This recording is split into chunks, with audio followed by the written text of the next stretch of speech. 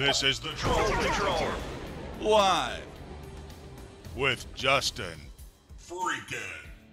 Welcome to the Troll Patrol, live. It's a freaking Wednesday. Apparently I have Breed Creed confused because we are on about an hour and a half early.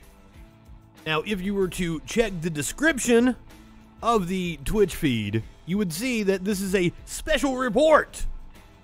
Within the last couple of hours, Chuck Schumer announced that a deal has been reached on the bipartisan infrastructure package, and that a test vote is going to go forward this evening. According to Twitter, this vote is expected to take place within the next 20 or 30 minutes.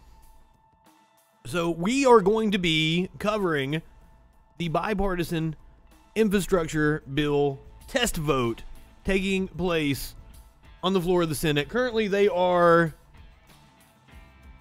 taking a vote on confirmation of Biden's.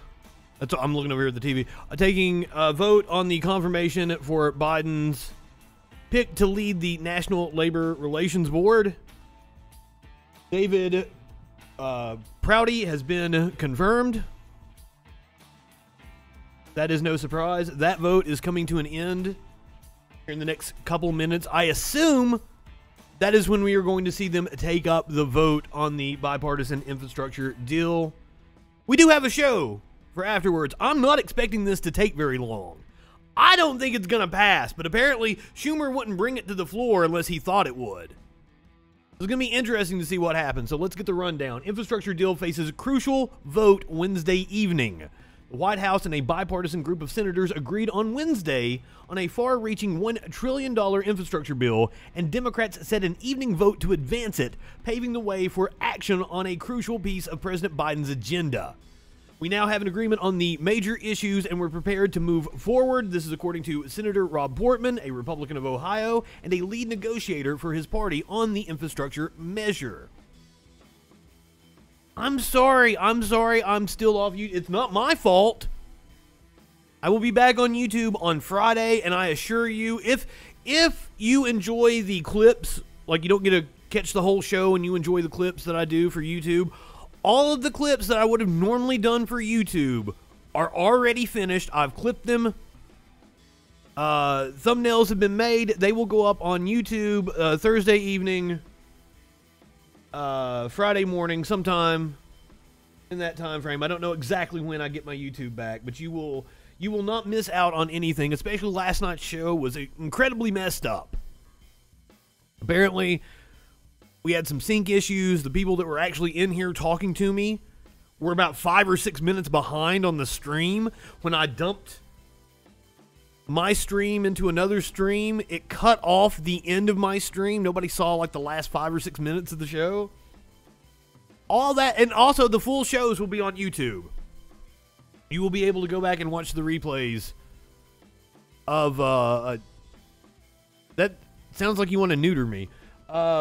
You will be able to go back and watch the full shows if you so choose to do so. I've got a Socrates behind me. Hey, buddy. Not a here comes Smokey moment. I do indeed have thumbnails ready to go for all the clips you might have missed. Biden takes shot at Trump and snaps at a reporter. I love that thumbnail. So yeah, all the clips will go up on YouTube on Friday. The full shows will also go up on YouTube. It's going to take a while for me to upload everything. Also, if you're watching my shit on Odyssey or BitChute, I could have uploaded all those separately, but that's a lot of work because they are synced to YouTube. And I could have just uploaded them to YouTube and then they appear on Odyssey and BitChute. I do actually have quite a few followers on Odyssey and BitChute. BitChute is more hate follows. Man, do people not like me on BitChute. Anyway, the proposal was expected to fill in the details of an outline the group triumphantly announced at the White House in late June, but spent weeks haggling over as they toiled to translate it into legislative text while keeping the fragile coalition together. According to a fact sheet released Wednesday afternoon by the White House, the resulting bill would provide $550 billion and new federal money for roads, bridges, rail, transit, water, and other physical infrastructure programs.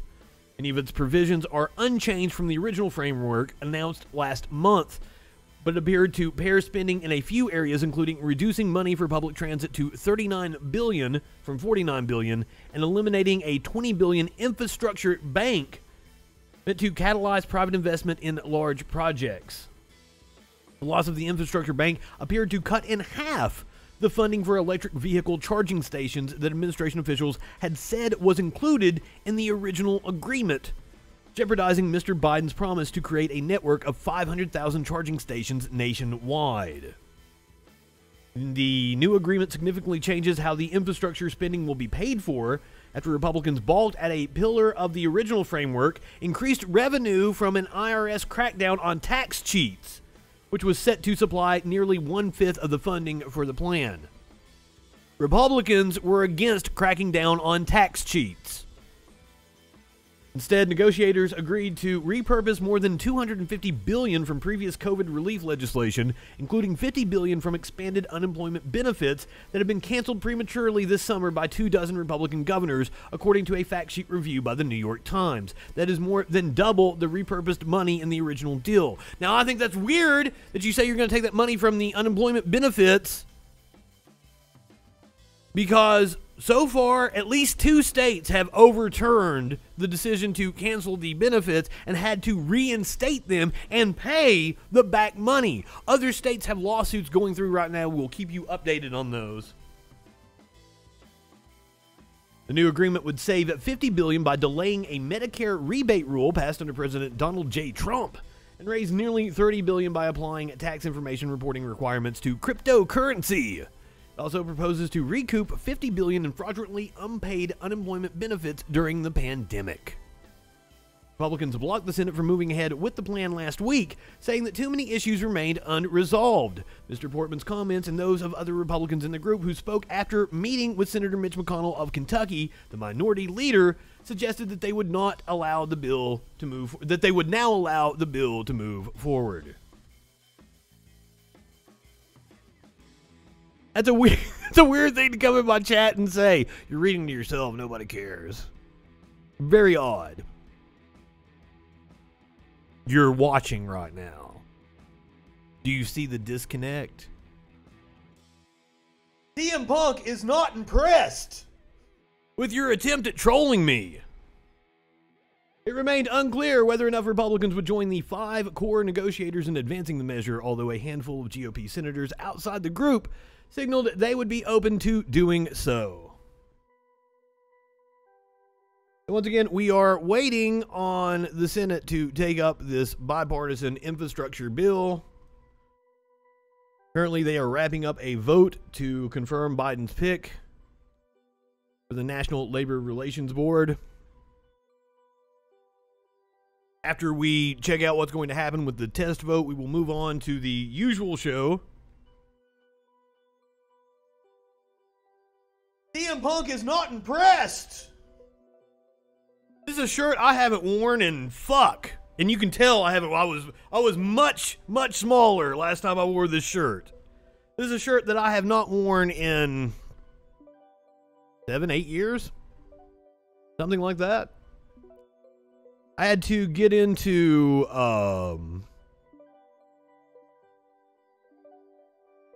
my closet and go digging. Oh, I forgot about the Daniel Bryan giving a fuck meter. They quit doing that after he came back to wrestling. I miss that. I miss the CM Punk is not impressed meme. I hope that makes a comeback. Apparently, AEW is promoting their September 8th show as live and in living color.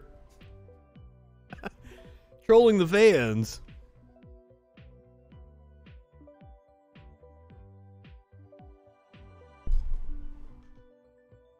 Now, I believe that is Kirsten Cinema that you see right there.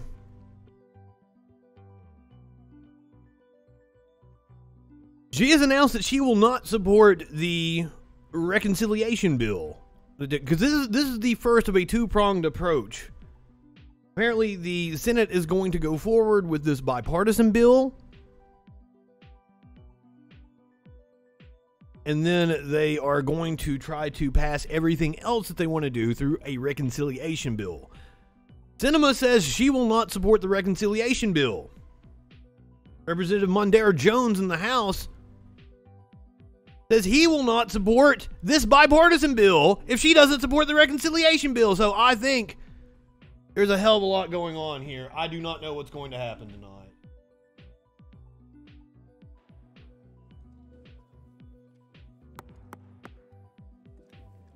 Has to show him how to do it. Okay, Mr. President. Majority Leader. To proceed to legislative session. Here we go. Question is on the motion. I'm not high enough for this shit. Aye. Those opposed, no. The ayes appear to have it. The ayes do have it. The motion's agreed to. Mr. President, I move to proceed to the motion to reconsider the vote by which the cloture vote failed on the motion to proceed to H.R. 3684. The question is on the motion. All in favor say aye. Aye. Those opposed, no. The ayes appear to have it. The ayes do have it, and the motion is agreed to. Mr. President, I move to reconsider the vote by which the cloture failed on the motion to proceed to H.R. 3684. The question is on the motion to reconsider. All those in favor say aye. Aye. Those opposed, no. The ayes appear to have it. The ayes do have it. The motion is agreed to. The clerk will report the motion to invoke cloture. Cloture motion. We, the undersigned senators, in accordance with the provisions of Rule 22 of the Standing Rules of the Senate, do hereby move to bring to a close the debate on the motion to proceed to calendar number 100, H.R. 3684. I was like, who's Dusty Hill? I know that the basis for ZZ Top died. And for other purposes signed by... That's the basis for ZZ Top. By unanimous consent... Did you know Bismarcky died? I found out through a meme. Debate on the motion to proceed to H.R. 3684, an act to authorize funds for federal aid highways, highway safety programs, and transit programs, and for other purposes, shall be brought to a close upon reconsideration. The yeas and nays are mandatory under the rule. The clerk will call the roll. Ms. Baldwin. Mr. Barrasso. Mr. Bennett.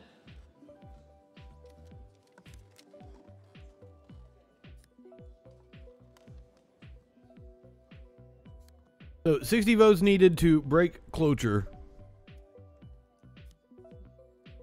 Mansion. Pam, thank you. Cardin, thank you. No. I got you, thank you. Oh, baby, you. Ms. Collins. I didn't realize how influential a producer he was. I highly encourage everyone to look up, like the mark Bismarck he left on the business.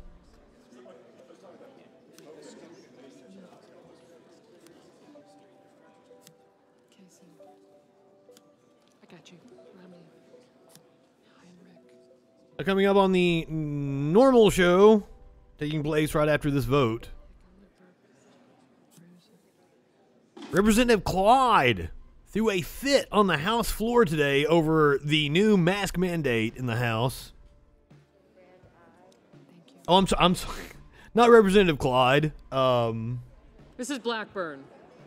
Mr. Blumenthal, Mr. Blunt, Mr. Booker. Representative Roy threw a fit. Representative Clyde was confronted about his comments calling the January 6th insurrectionists tourists.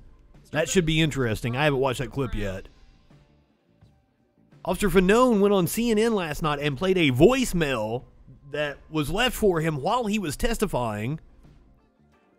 Mr. Burr. The Department of Justice has rejected Representative Mo Brooks's argument that he was just doing his job Ms. Cantwell. when he gave a speech Mrs. Capito. during the Capitol insurrection. We're going to talk about the FBI's role in domestic terrorism. Harper. Mr. The CDC director Mr. Kidd. has new comments on mask guidance.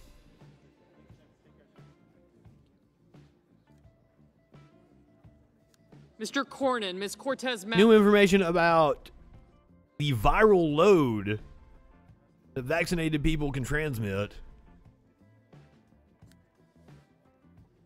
A Trump-backed candidate in a special election in Texas is a loser. Mr. Cornyn, Ms. Cortez Masto, Mr. Cotton, Mr. Kramer. Did you want to go? Mr. Cruz, Mr. Daines, Ms. Duckworth, Mr. Durbin, Ms. Ernst. Apparently, Ashton Kutcher and Mia Kunis, shut up, Meg, Mrs. Feinstein, Mrs. Fisher, have made some news about the fact that they don't bathe that often. Mrs. Gillibrand, Mr. Graham, People call me a dirty hippie. Mr. Grassley, Mr. Haggerty, Ms. Hassan, Mr. Hawley, Mr. Heinrich, Mr. Hickenlooper, Ms. Hirono, Mr. Hoven, Mrs. Hyde-Smith,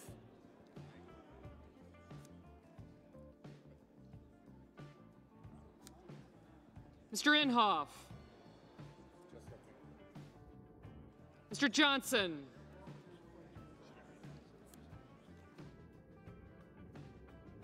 Sounds like you had some awesome oil in it. It wasn't so much the vape, it was the type of oil you had. Good evening! Cricks, we are on early tonight. We are covering the Senate vote on the bipartisan infrastructure bill. Mr. Johnson,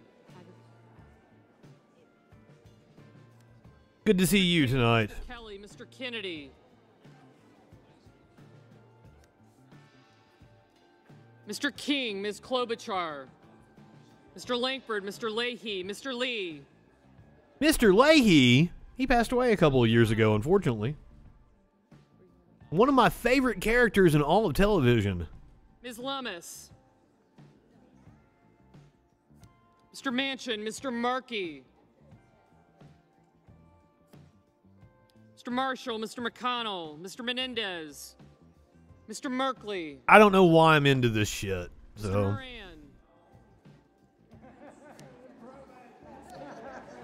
Ms. Murkowski, Mr. Murphy, Not that Kennedy. She was talking about old lady Kennedy.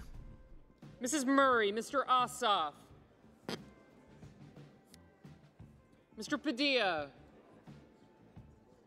Mr. Paul, Mr. P. Also, by the end of the show tonight, you are going to see puppies that wait for their names to be called before they come running out. The most polite puppies you are ever going to meet in your life. Mr. Rubio, Mr. Sanders, I am sorry, Lisa Murkowski is your representative. Mr. Schatz, Shots, shots, shots, shots, shots, shots.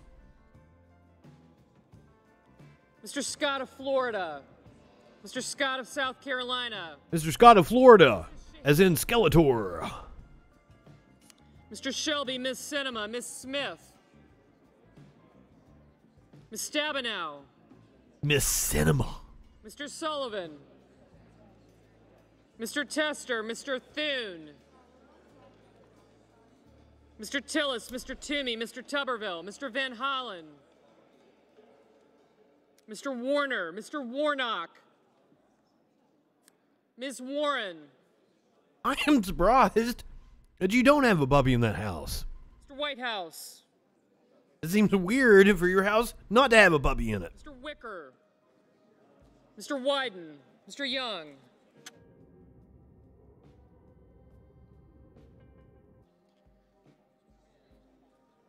Senators voting in the affirmative: Baldwin, Bennett, Blumenthal, Blunt, Brown, Burr, Capito, Cardin, Casey, Cassidy, Collins, Now, I would assume this is going to pass. Chucky Schumer's not going to bring it to the floor if it's not going to pass. Durbin, Feinstein, The holdup is going to be in the House. Heinrich, Because it looks like the Progressive Caucus is going to go, if you guys aren't going to pass the reconciliation bill, we're not going to support this bill. Manchin, McConnell, Menendez, Murkowski, Murray, Ossoff, Portman, Reed, Risch, Romney, Rosen, Schatz, Shaheen, Sinema, Tester, Tillis, Warner, Warnock, Whitehouse, Wyden, and Young. Ms. Stabenow, aye. Senators voting in the negative: Blackburn, Bozeman, Braun, Cornyn, Cotton, The traitors. Cruz, Fisher, Haggerty, Hawley, Hyde-Smith, Lankford, Lee, Lummis, Marshall, Moran, Paul, Rubio, She might as well be reading off the guest list for Fox fucking News. Toomey, and Tuberville. Ms. Smith, aye. Ms. Hassan, aye.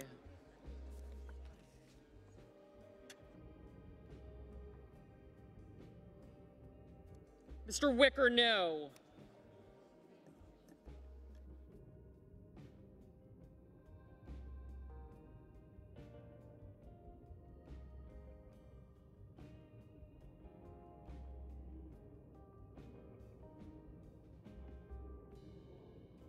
Mr. Sullivan, no.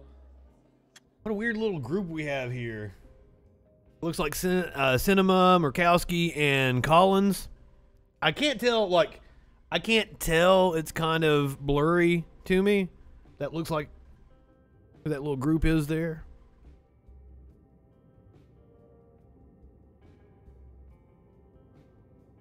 Interesting that Sinema is over there with Collins and Murkowski. I guess they have a lot in common.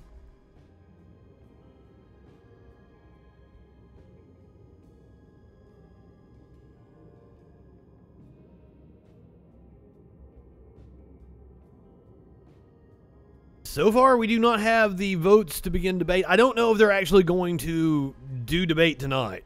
They may just take the vote and then recess and pick it up in the morning. That's what I was expecting. If they do head into debate, we're gonna cover it. I'm interested to see where this goes.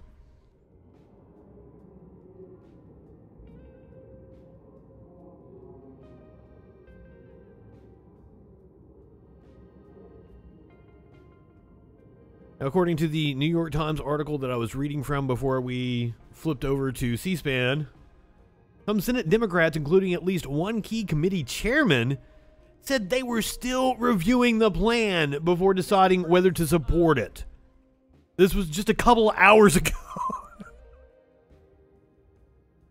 I think this is a mess. Mr. Thune, no.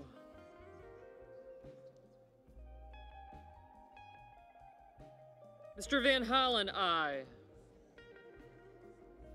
Mr. Lujan, aye. I can't imagine that this doesn't pass right now, though.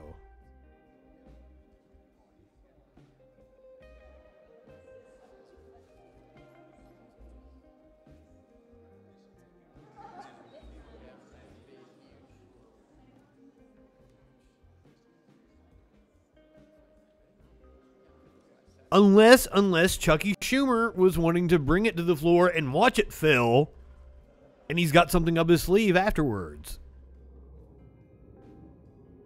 I don't know what that would be, though.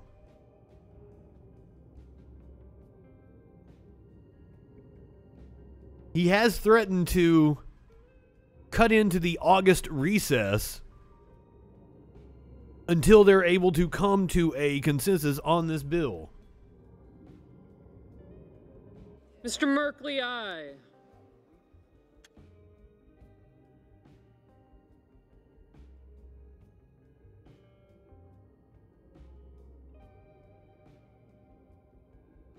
Well, they didn't care what I had to say, so of course they left.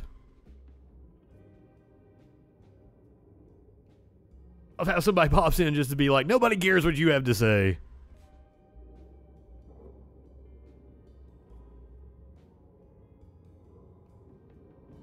Right-wingers lack any semblance of self-awareness, I promise you.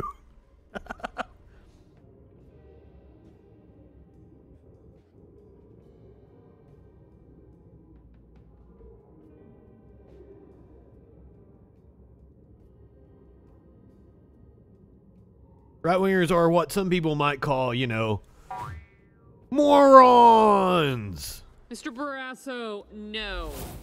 Ms. Ernst, no.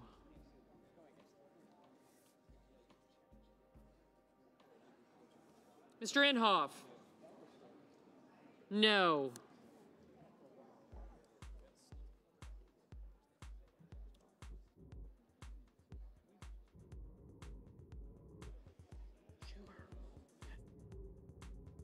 I heard somebody whispering, Schumer. Mr. Schumer, aye.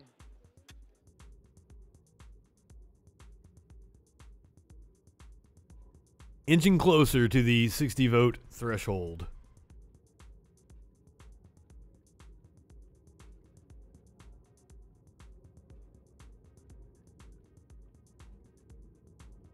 Dude up here in his seersucker suit. Mr. Markey, aye. I don't know if that's Senator Tuberville. He's my senator. He usually posts that he's going to wear a seersucker suit to the floor. And I didn't see him post that today, so I don't know if that's him. Mr. Hoven, aye. 2 to go. Mr. Kennedy, no. Mr. Kennedy. Of course, that is Old Lady Kennedy. I do declare.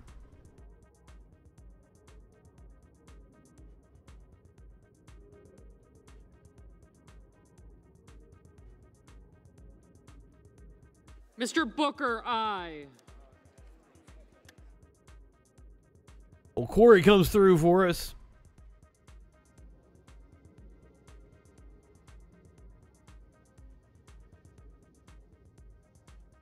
Looks like there's about 12 yet to vote.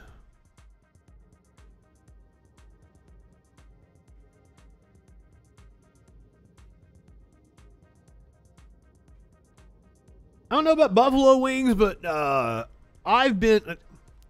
A few months ago, I ordered like a giant wok fry kind of pan. It's huge, and I love it. And I've been frying shit in it, and I have gotten to where... There we go. We reached 60 votes. I've gotten to where I make fantastic chicken fingers. Put together a little knockoff Zach sauce to go with my fried chicken fingers.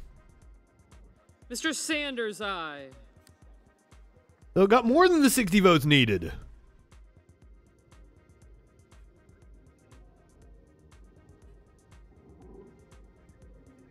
Wonder why Bernie was holding out to the end there. I debated on whether to wear my Bernie shirt or my CM Punk shirt. I couldn't decide.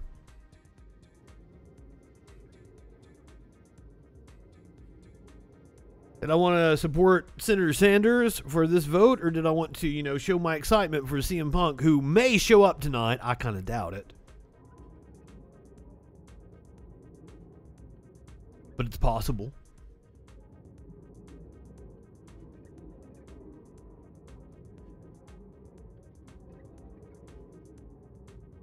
It might be clobbering time! Sorry, I'm excited. As many people would tell you, CM Punk was my favorite wrestler 10 years ago.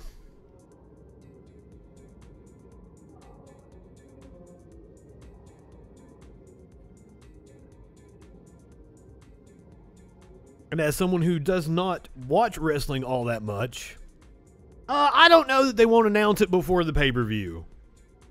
I understand, like, the surprise pop and everything. And maybe just the rumor being out there is enough to sell more tickets.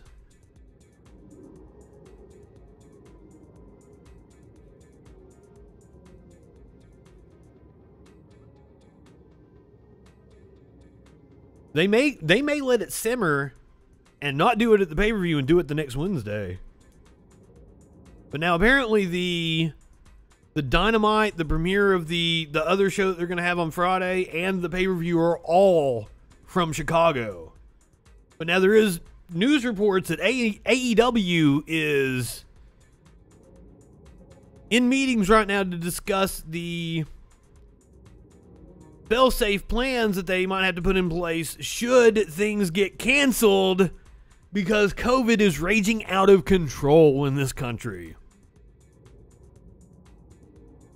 And that's another thing that's irking me right now is like, yes, this infrastructure bill is desperately needed. I think the House and the Senate need to work on a new emergency bill. I think another stimulus is desperately needed. We're going to talk about all the places that are in high alert. We've got some CDC data today about, you know, where the vaccinated should wear masks and such. I've been saying it on the show for weeks now. Like, I was worried that it would mutate into something that would be vaccine resistant. Apparently, the CDC director is now echoing those sentiments. I'd said it multiple times on the show, like, I am not an expert. And as I understand it, viruses usually mutate to be less deadly. But when you've got something that's as highly contagious as this virus, and you give it millions and millions and millions of chances, that, you know, 1% chance that it's going to mutate into something more deadly is bound to happen. That's the way probability works. That was something somebody said to me early on in the pandemic, was like, viruses have like a 1% chance of mutating to be something deadly. And the dude deleted me before I could have the response, which was, well, what happens when you give something with a 1% chance millions of chances? And that's possible. I'm not going to. I'm sitting here in my house. I ain't going outside. Apparently, Sparkles is back to working from home because her boss was exposed to COVID.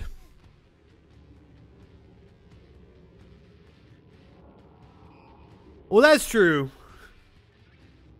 Betty White and Bob Barker will indeed live forever. Man, it is going to be a sad day when either of them pass away. Shit, Dick Van Dyke! Dick Van Dyke is still alive and kicking. You can go to his Facebook page and watch him do exercises in his front fucking yard. Hell yeah, Dick Van Dyke. He always brings up Betty White and Keith Richards. Fucking Dick Van Dyke. Hell, I think I watched him do a fucking song and dance like a year or two ago.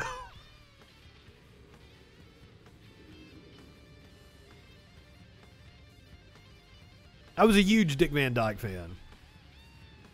That is one of the best written sitcoms of all time.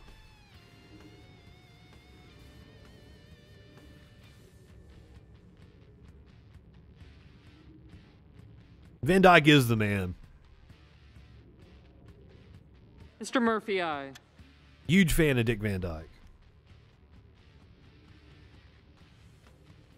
And you know, it wasn't until going back and watching Dick Van Dyke as an adult and like, wow, this show is fucking amazing.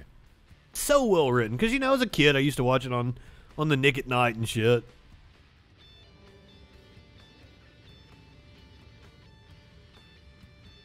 I didn't even realize the impact that he had on my own career and how much I was influenced by him.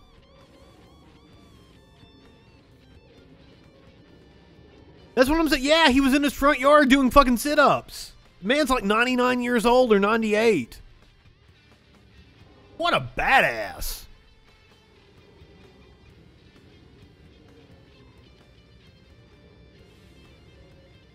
So now the vote has passed. I assume that we're not actually going to get debate. We're going to recess for the night. They'll pick this up in the morning. We will indeed watch the debate if they do. Do they even still do Nick at Night? Like, it's its own network now, isn't it? Like TV Land and like that Nickelodeon is just kids all day, right? Like, that's not a thing anymore.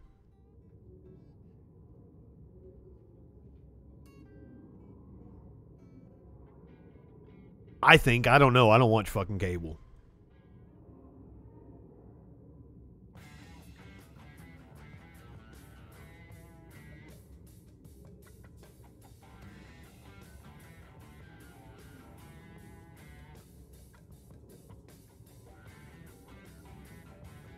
But yes, classic TV is where it's at.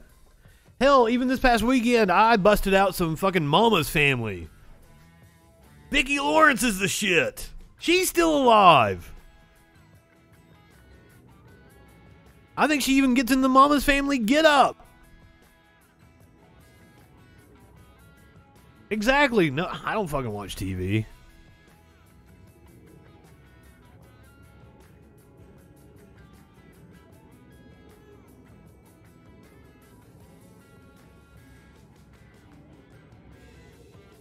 I mean, I watch TV, I just don't watch it through traditional means. I watch it on my own time.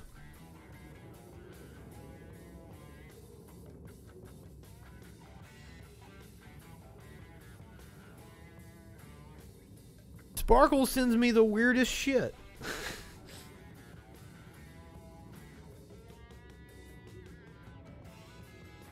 I just got this picture from her. Yeah, you don't want to see it anyway.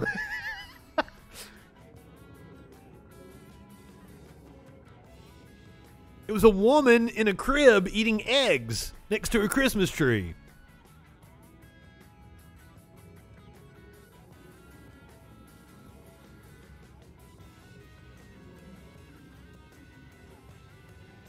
Sparkles, of course, being my new co-host for the Friday Night Freak Show. Debuting Friday the 13th. A little over 2 weeks from now. Got some big shit planned.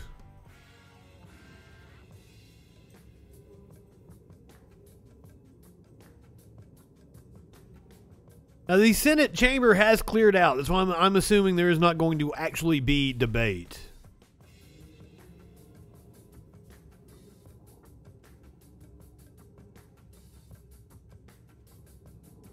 I don't know who that is.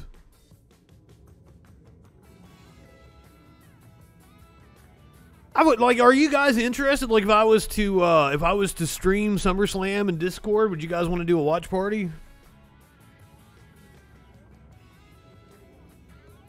Mr. Padilla, aye.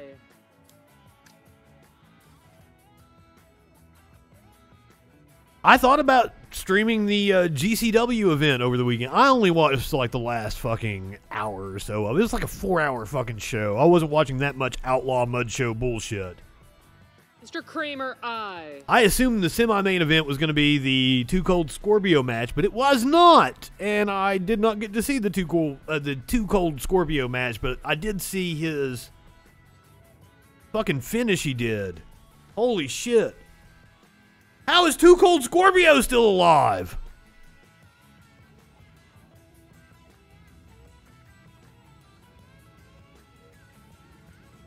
The bill thus far has garnered 64 votes.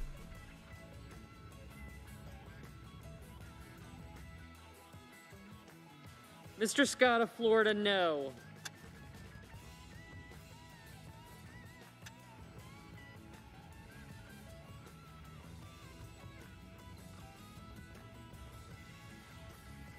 Okay, that match, that was my first, other than watching the Dark Side of the Ring on Nick Gage, that was my first exposure to Nick Gage. Nick Gage cannot throw a punch, he cannot throw a kick, he doesn't know how to sell. And Matt Cardona looked like a fucking NFL athlete on the field with a Pee Wee League team.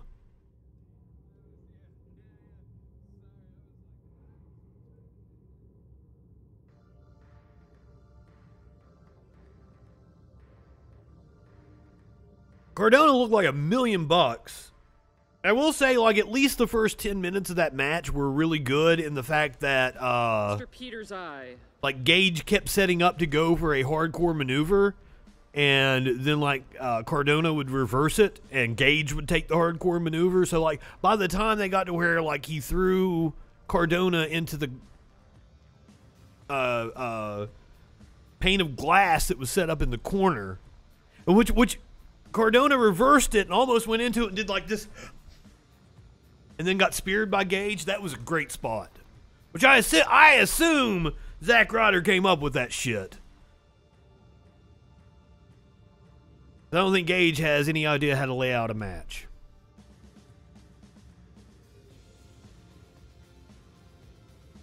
CM Punk was not impressed by Nick Gage's performance.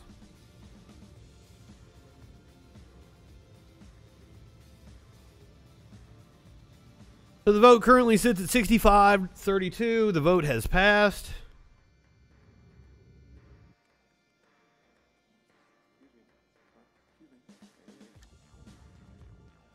Mr. Carper, aye.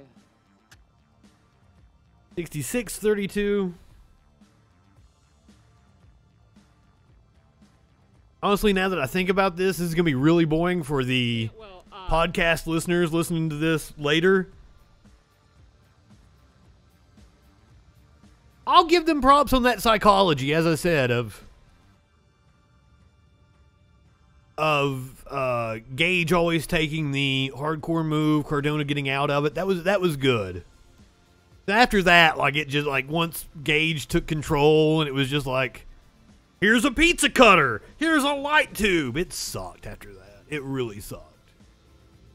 The only good spot after that was Cardona hitting the rough rod.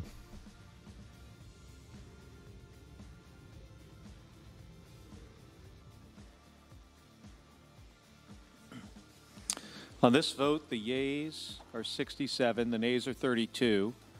3/5 of the senators duly chosen and sworn having voted in the affirmative. The motion upon reconsideration is agreed to. The clerk will report. Motion to proceed to H.R. 3684, an act to authorize funds for federal aid highways, highway safety programs, and transit programs, and for other purposes. Mr. President. The Majority Leader. Mr. President, I want to commend Hit us with it, senators who Chucky. worked with President Biden to reach an agreement on a bipartisan infrastructure bill. The Senate has just come together and in a strong bipartisan fashion voted to begin the legislative process here on the Senate floor. For the past few months, I have laid out a two-track strategy on infrastructure, a bipartisan bill focused on traditional brick-and-mortar infrastructure projects, and a budget reconciliation bill where Democrats plan to make historic investments in American jobs, American families, and efforts to fight climate change. In order to start work on a reconciliation bill, the Senate must pass a budget resolution first. As I've said repeatedly, our goal was to pass both bills in this session, hopefully in July. My goal remains That ain't gonna happen. both. My goal remains to pass both the bipartisan infrastructure bill and a budget resolution. Well, you've got senators that said they're not going to support the reconciliation bill, and you've got House members that said they're not going to support the bipartisan bill. So deal with that, Chucky. And we are on track. Again, the vote tonight means we're on track to reach our two-track goal before the Senate adjourns for the August recess. I yield the floor. Reclaim the floor. I ask unanimous consent that when the Senate completes its business day, it adjourn until 10:30 a.m. Thursday, July 29th. That following the prayer and pledge, the morning hour be deemed expired. The journal of proceedings be approved to date. The time for the two leaders be reserved for their use later in the day and the morning business be closed. That upon conclusion of morning business, the Senate resume consideration of the motion to proceed to H.R. 3684, with all the time during adjournment of the Senate counting post-cloture on the motion to proceed. Is there objection? Without objection. If there's no further business to come before the Senate, I ask it stand adjourned under the previous order. The Senate stands adjourned until 10:30 tomorrow. The What I expected. voted to advance a bipartisan infrastructure bill after a deal was reached on a $550 billion plan. They also continued work on President Biden's nominees with a focus on a pair of National Labor Relations Board picks. Live Senate coverage when they return here on C-SPAN 2. So there you have it. C-SPAN is your unfiltered view of government. We're funded by the... No. Unfiltered is what I would call this show right here, C-SPAN. Broadband is a force for empowerment. That's why Unfiltered and uncensored is what we do over here on the Troll Patrol, C-SPAN. You call yourself Unfiltered, but you guys didn't like my phone call after the debate back in the fall. Cut me all over quick, but now, in their defense, I was a little tipsy, and I was probably yelling at them. I was upset that I called in. First, they called me a Biden supporter. Not exactly true, and I took him to task for that. Second of all, he asked me about fracking. I told him that I wasn't necessarily a Biden supporter, that I am a millennial from Alabama, and he asked me about fracking. My thoughts about fracking. I changed the subject and wanted to talk about Medicare for all, and I got cut off.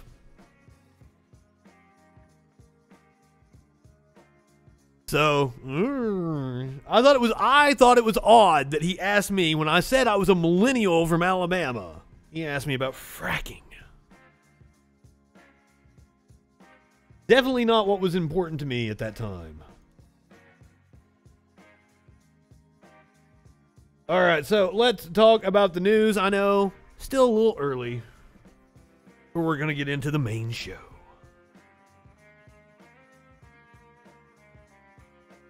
Back to the testimony about the January 6th insurrection.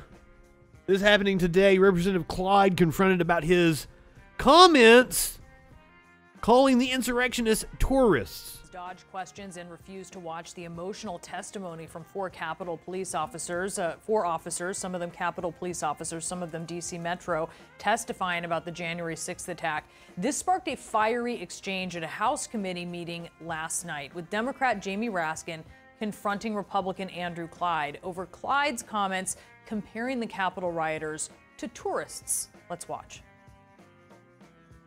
Did you watch the testimony of the Capitol officers who defended our lives? Probably not. Or did you not? It's a yes or no question. It's irrelevant. It's absolutely irrelevant to this amendment. He didn't watch it. No, it is relevant, sir. It is relevant. Holy shit.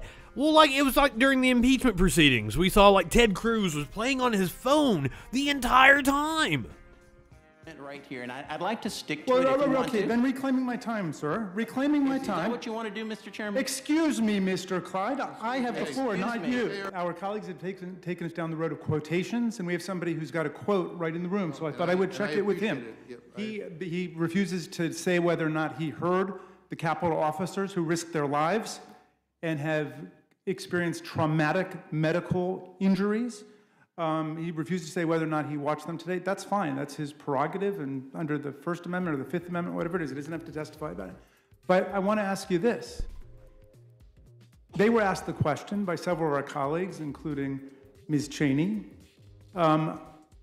about statements that you made saying that the January 6th violent insurrection against Congress was akin to a normal tourist visit. Now, his quote was, if you didn't know any better, you would have thought they were just there for a normal tourist visit, just looking at the footage.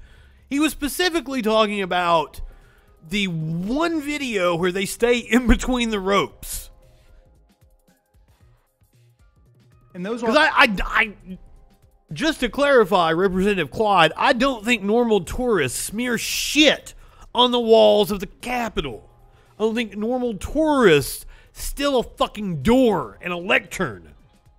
I don't think normal tourists break into the Speaker of the House's office and take her laptop. The officer said they weren't tourists, they were terrorists. Do you stand by your statement that they were tourists? I would like you to quote my exact statement. Yeah, that's not exactly what he said, and you're not doing yourself any favors there, Representative Raskin. Because Republicans are bad about getting pedantic about shit when it looks bad on them, and then being, incredibly generalized when they're talking about other people. Statement. Not your interpretation of my statement. Okay. Watching the TV footage of those who entered the Capitol and walked through statuary halls showed people in an orderly fashion staying between the stanchions and ropes, taking videos and pictures. If you didn't know the TV footage was a video from January 6th, you would actually think it was a normal tourist visit. Those are your words. Shit on the walls. Statement as I said it. Okay, do you agree or disagree with the officers who spent... I mean, if you were only watching that specific piece of footage, that like 5 seconds, sure, I'll give him that. If you're only watching that 5 seconds, if you were to go to ProPublica, say you Googled ProPublica January 6th, and you go and you watch all the different videos, actually have them color-coded. The red ones are the really violent ones. Go watch those red videos, the ones marked with the red on the ProPublica site, and tell me you would mistake those for tourists. 4 or 5 hours battling that medieval mob that had baseball bats and lead pipes and so on. Do you stand by the statement that the people that they were fighting were tourists, or would you agree with them that they were terrorists? That statement did not say that those people were tourists. Okay, read the statement. Okay, and but understand well, I'm the asking you statement. now. You've got the opportunity to clarify for the whole country right now. For these officers, I urge you to watch it on TV. I urge you to watch it in your office. Officer Hodges, Officer Fanone, who experienced traumatic brain injury, who had a heart attack after he was tased by some of the tourists or terrorists. Officer Dunn, Officer Hodges. Do you think that what they experienced was an attack by tourists or terrorists or violent insurrectionists? You got the opportunity to clarify for the whole country right now. If you will read the first part of my statement. I'm not interested in that. I'm asking you. You're not interested in my statement, are you? Mr. Chair, you point are of not. parliamentary inquiry. You yield to me for... I have read your statement once. The whole country and lots of people online believed your statement that it was a normal tourist visit. That is not... He isn't going to. As you quoted, and then you just misquoted. Clarify it right now for America. I just clarified it. Okay, for you. I spent several hours today with millions of Americans watching sworn police officers testify about their battle to defend our lives. The members of the House and the senators. And they took issue, not with... Let's put your statement aside because you... The cops, you fuckers, say you support, that you back the blue. That they didn't feel like they got backed by you. Tucker himself ran down one of the cops last night on his show. I think that you've been misinterpreted by people, but they're taking issue with an internet meme that the people here were just tourists. It was a normal day. And they were saying they weren't tourists, they were terrorists. How do you react to that? Well, I'm not responsible for an internet meme. Okay. We are here to discuss this amendment, Mr. Raskin. Okay. So you don't want to answer the question. I appreciate that. I wouldn't want to answer it if I said what we you are here to discuss this amendment, and you are obviously not interested in that. You want to make this another January 6th hearing. This is not. This is the Rules Committee. Reclaiming my time, Mr. Clyde. You voted no. Cogdis is a hell of a drug. Congressional gold medals to the officers who defended our lives on that day. 140 of whom were... Because that's the only way you can explain. There are several people in the Senate, Ted Cruz, Matt Gaetz, in Congress, Cruz, Gaetz, Cotton. Like, they are educated men. They can't possibly be that stupid. It has to be cognitive dissonance. That's how you explain smart people getting themselves to believe dumb shit. What, you think I didn't play that video of Tucker getting called a piece of shit? Come on. Injured. Dozens of them in the hospital. People lost fingers. People had their eyes gouged. People experienced traumatic brain injuries. People are experiencing post-traumatic stress syndrome to this day. And you voted no on extending congressional gold medals to them. Why did you do that? Again, that has nothing to do with this amendment. But you know what I will tell you? Oh, I'll bring... Please, he asked you. I co-sponsored an amendment, a bill to give a gold medal, 3 gold medals, to the Capitol Police. All right, for all of what they've done. It was introduced by Representative Gomer. So I'm sorry if you didn't understand that, or if you didn't. It was introduced by Louis Gohmert, real American patriot. We didn't want to vote for your leftist sissified bill. You can get that information. Okay, I'll reclaim my time. I am not going to vote to give Mr. Clyde, Speaker Pelosi you are the one gold of medal 21 because members. She is the one who is in charge of the Capitol Police and the Sergeant at Arms. She I'm is sorry, Mr. responsible. Clyde. She is not in charge of the Capitol Police. One of 21 members. That's a misnomer. 435 who voted no. You voted not to award 4 congressional gold medals to the U.S. Capitol Police and those who protected the United States Capitol on January 6th. I'm just fuck their medals. To tell us why you were one of the 21 members who voted against it. But now, from a strictly political, like, I don't give a shit about their medals or participation trophy. Fuck your, like, did the Capitol Police deserve a fucking medal for, you know, not doing their jobs properly that day? Louis Gohmert fucking Pyle. No, I don't believe they deserve a medal. However, from a political standpoint, to give them a medal and watch these asshole Republicans vote against it was a very good move. You obviously didn't listen. No, you told me about another bill that you said you sponsored that I never heard of, but why did you vote no on this bill, which was on the floor of the House? Yeah. It could actually pass. It did pass. The particular bill on the floor of the House, all right, was not appropriate. It hurt his feelings. The bill that was appropriate is the one that I co-sponsored. Really, what made this inappropriate? Because it awarded those gold medals to those Capitol Police for all of the times that they have defended this Capitol. Back in the 1970s, the 1980s, the 1990s. Not just one incident. Because I think they deserve, because there were Capitol Police officers that died from gunshot wounds back earlier. Did you know that? So you're saying this didn't go far enough? Is that your point? So you wanted to give the gold medal to these people, but you voted against it because you wanted to give it to them? No. Yeah. So I. Okay. Yeah. Well, with that, Mr. Chairman, I would just like to say forgive me, colleagues, but I spent 4 hours today with the police officers who defended our lives on January 6th. And the level of rhetoric in this room about defunding the police and standing by the police does not stand up to what we heard this morning. And I don't accept it. And I find the rhetoric dangerous, describing anything that took place that day as analogous to tourism. And I would urge my colleague to please go back and listen to those Capitol officers and how they reacted to the idea that there was anything remotely analogous to a tourist visit. Welcome, Adam. They suffered on that day. Yes, we were on early. We just covered the Senate vote for the bipartisan infrastructure bill. That's why we were on early. They wrapped up. We were just getting started with the normal show. Yes, I've fixed everything. Technical issues are not a problem tonight. I am sorry for last night's show. I'm sorry I'm not on YouTube or Facebook tonight.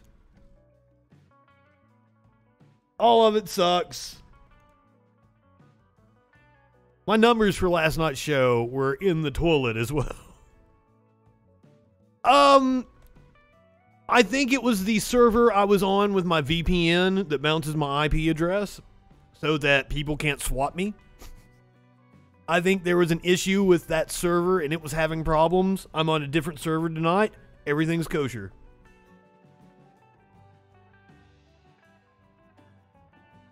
Yeah, I think I even cut off the end of the show. Like when I rated the channel I sent everybody to, it cut off like the last 6 or 7 minutes of the show. But once I'm back on YouTube on Friday, you can see all the clips that you missed. Everything will be kosher. The whole episodes will be up every night on YouTube come Friday. Catch up on your Freak Daddy. We won't be on Friday though. Remember, programming note. This is the first Troll Patrol on a Sunday week. Starting this Sunday, the Troll Patrol moves Sunday to Thursday. Friday Night Freak Show starts Friday the 13th.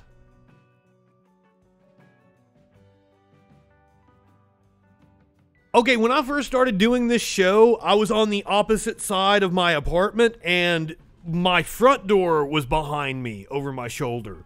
And when I was watching back that first show, all I could see was like cops busting in right over my shoulder. Well, thank you. It matches my CM Punk is not impressed shirt. I have way too many bandanas, if you haven't noticed. How many do I have? Maybe 100. They take up 2 drawers in my dresser. I only have 1 underwear drawer. I have 2 bandana drawers.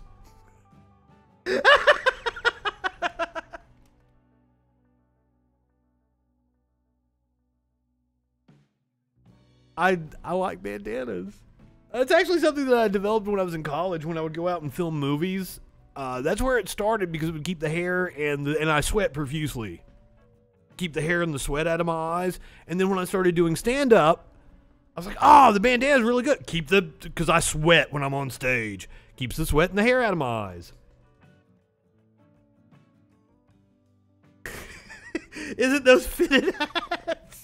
Well, at least there's a practical reason for why I wear this. People say it's to cover up my baldness, and sure. That's it too. I still enjoy kind of looking a little bit young because I take the bandana off. There is no hair right here at all.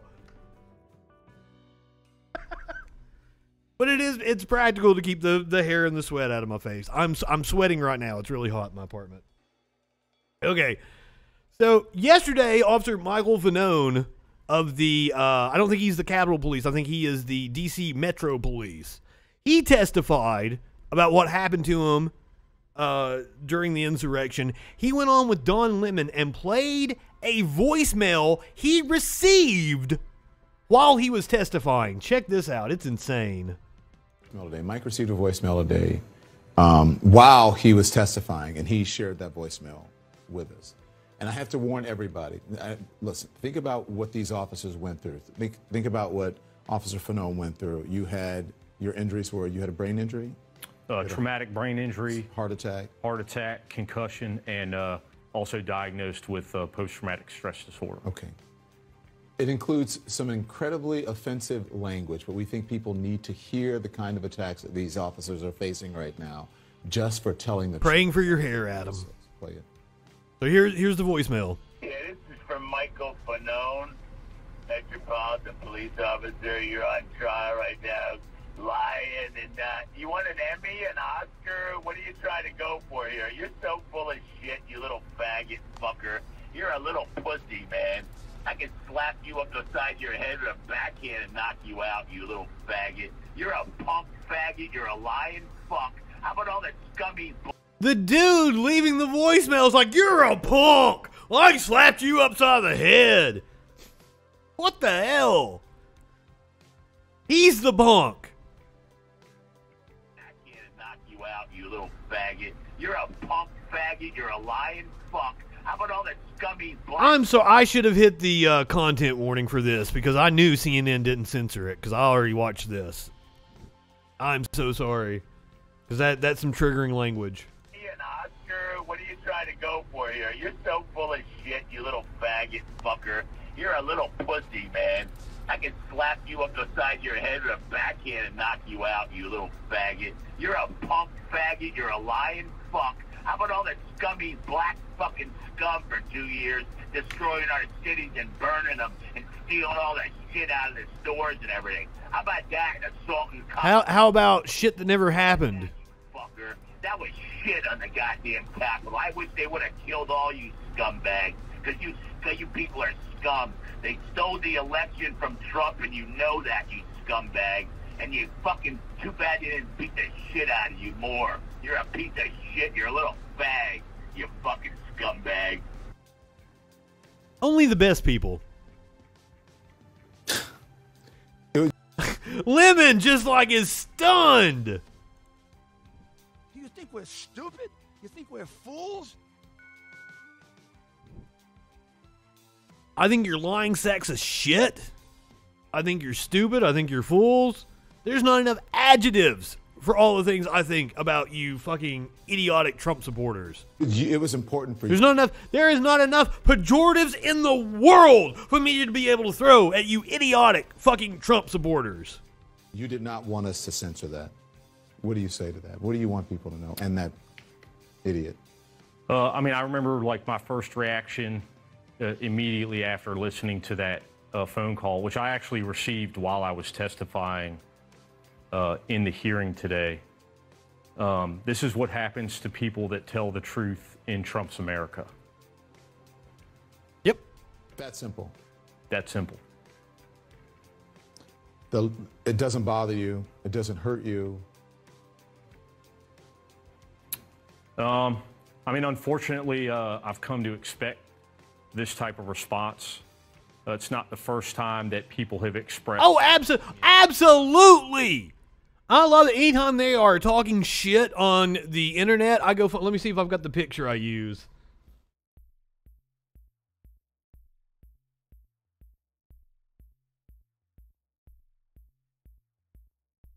I go find like some pudgy militiamen. Like, you probably look like this. Shut up. You ain't nothing. I don't have it handy. I've got a lot of pictures in my downloaded folder.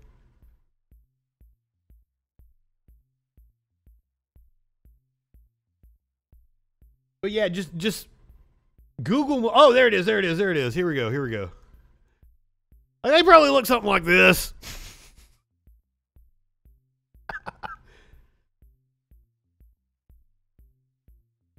Yeah. Okay, and also the Metropolitan Police aren't that bad of all the police departments. The Majority Report actually had a law professor on, and she was a volunteer with the Metropolitan Police in D.C. And, you know, there's worse police departments than the Metropolitan Police. But no one seems like a good guy. And he did not deserve any of that, and he was trying to do his job. And he's getting shit talked by people that probably look like this. It was probably this guy right here that was leaving that fucking voicemail. If they're even free. To me, unfortunately, you know. Speaking of which, hey, Matt Spear, host of the Don't Unfriend Me show on YouTube and on Spotify and Apple Podcasts and shit. Hey, Matt, I thought you were coming to my house. I thought you were going to see me soon. I was hoping you were going to show up at my fucking front door. That was 2 or 3 weeks ago. Where are you? Come on, Matt. I dare you to show up at my house. Yeah, I get that all the time on the internet. People say, like, you wouldn't say that to my face. Fuck! Anyone that says, I wouldn't say that to their face has never fucking met me. I do not care to say anything to anybody's face. You have never met a motherfucker who has bigger balls than I do. And I am happy to throw them down on the table right now and show you, except Twitch would ban me.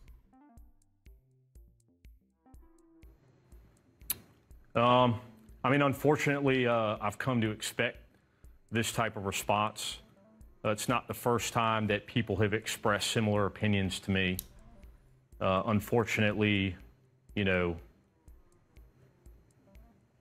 this is, you know, there is an element in this country that believes that. Yeah. Well, they believe it because they've been conditioned to believe it by lying-ass Republican politicians. I didn't put it on my rundown, but I'm going to go find the clip while we're watching something else when we get to the stories about COVID. Frank Luntz was on with CNN and was talking about like how Fauci doesn't have any credibility anymore. That's because Republicans have been attacking him nonstop. It's fucking the Republicans' fault. Call Republicans out. The Department of Justice has rejected Mo Brooks' defense and says his January 6th speech is not part of his duties as a congressman. U.S. Department of Justice, and by the way, Mo is running for Senate. running for the seat that's going to be vacated by the retiring Richard Shelby.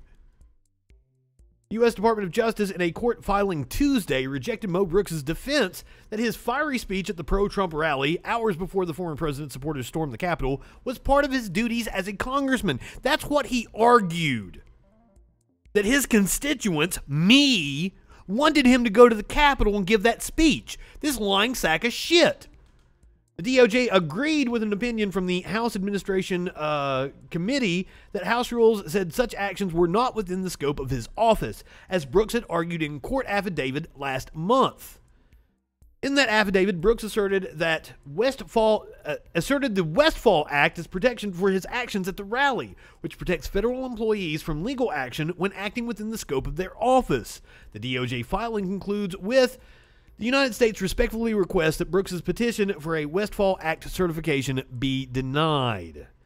DOJ said in its filing, the record indicates that Brooks' appearance at the January 6th rally was campaign activity and is not part of the business of the United States to pick sides among candidates in federal elections. Members of Congress are subject to a host of restrictions that carefully distinguish between their official functions on the one hand and campaign functions on the other. The conduct at issue here, thus, is not the kind a member of Congress holds office to perform or substantially within the authorized time and space limits as required by governing law. So let's hope Mr. Brooks faces some repercussions for his actions. However, this is America, and holding people accountable for their fucking actions is near impossible when they're a conservative white man, as we see in Oregon, where a different kind of insurrection took place, and this Republican asshole is going to get off with a slap on the wrist. Former Representative Mike Neerman pleads guilty and has been banned from the Capitol. Former Oregon Representative Mike Neerman is banned from entering the Oregon Capitol or the grounds surrounding the building for the next 18... It's not even for life! Oh my God! He attacked the state capitol in Oregon, and he's not even banned for life. What the fuck? He is banned for the next 18 months after pleading guilty Tuesday to official misconduct, a misdemeanor. He was only charged with official misconduct. That provision was part of a plea deal reached between the Polk County Republican and the Marion County District Attorney's Office. In exchange, prosecutors agreed to drop a second charge of criminal trespassing. Neerman must also perform 80 hours of community service, pay the legislator $2,700 in restitution, and pay $200 in court fees. I know people that have gotten busted for pot that have faced more punishment than this asshole. Need to return to court next April to demonstrate that he's complying with the agreement. In case you don't know what Neerman did, there was an insurrection at the Oregon State Capitol. I want to say it was in December. It could have been in like November. This is the footage. He just let the terrorists in. This was December 21st at the Oregon State Capitol. This is Neerman letting terrorists into the Oregon State Capitol.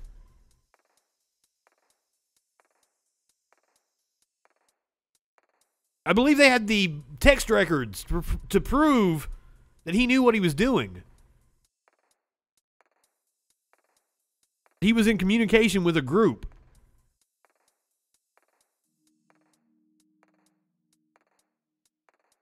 I don't know which group this is. It's the 3%ers, Patriot Prayer, whatever, one of those fucking groups.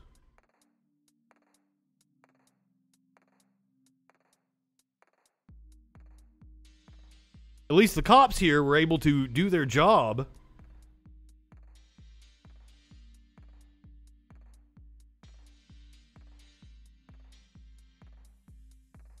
And a member of the state house is the one that walked through, let them in.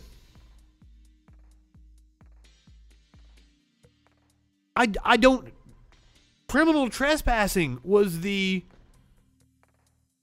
most severe charge he was facing.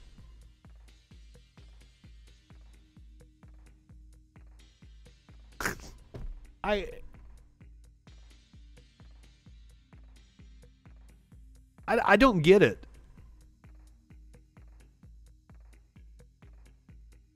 These fucks are traitors. Guilty plea is a result of Neerman's actions on December 21st when he opened a door at the Capitol to allow a group of violent demonstrators inside the building. Marion County Circuit Judge Carol Pellegrini asked Neerman to describe his actions for the court.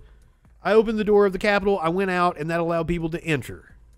Didn't say he opened it on purpose for them, which they have the text messages to prove. Pellegrini suggested there was more to the story than that. She said that by pleading guilty, Neerman was admitting to acting in such a way as to receive a benefit. The benefit was that the citizens were allowed in the Capitol. The judge responded, "Are you telling me that the benefit that you were seeking to confer was on the public being able to enter?" At that point, Neerman's attorney leaned over and whispered something in Neerman's ear. Neerman then said, "It would make me appear favorable to certain citizen groups. I don't support what they did when they entered." At that point, Pellegrini indicated she would accept the guilty plea, but she told Neerman to make sure he obeyed all laws while on probation. The judge also drew a parallel to the insurrection at the U.S. Capitol, which took place less than 3 weeks after the skirmish in Salem. Not holding these fucks accountable is going to embolden them.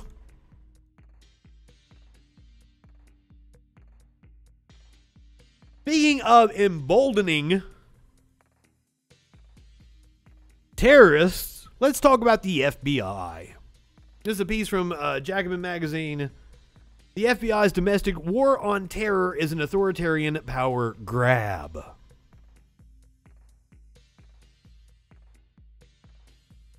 There are many ways to undermine democracy in the United States, and one of the most persistent threats to democratic rights has been the hoarding of power by largely unaccountable security forces that, in a single-minded drive to protect what they define as national security, have tended to run roughshod over civil liberties and treat activists and dissidents as criminals. Boy, is that an understatement. It was the case in the early 20th century when the FBI rounded up radicals, foreigners, and draft evaders. It was the case mid-century when the COINTELPRO program harassed Martin Luther King Jr. and other civil rights protesters. It was the case under George W. Bush when a newly launched war on terror became an excuse to go after law-abiding Muslims and government critics. And it was the case just last year as a panoply of federal agencies were used by a desperate President Trump to go after protesters, journalists, and immigration lawyers, to name a few. All of this is particularly relevant in light of a major new investigation by BuzzFeed published last week, examining the details of last year's highly publicized FBI thwarting of a plot by a Michigan militia to kidnap the state's Democratic governor, Gretchen Whitmer. At the time, I made a basic point about the whole situation. We should be careful about simply accepting the FBI's account of events at face value, not least because the sparse details included in its affidavit called to mind an old and controversial bureau practice. That would be the FBI's use of informants and undercover agents to effectively manufacture their own terrorist plots. I likened it to Ruby Ridge, which I guess YouTube heard me talking about and suggested a Frontline documentary on Ruby Ridge that I watched the other day. So they actually got the Randy Weaver dude, the feds, it was an informant. Weaver had moved up into like the northern part of Idaho in the mountains. He was away from everybody. He was like an apocalyptic fucking Christian, but he wasn't a terrorist.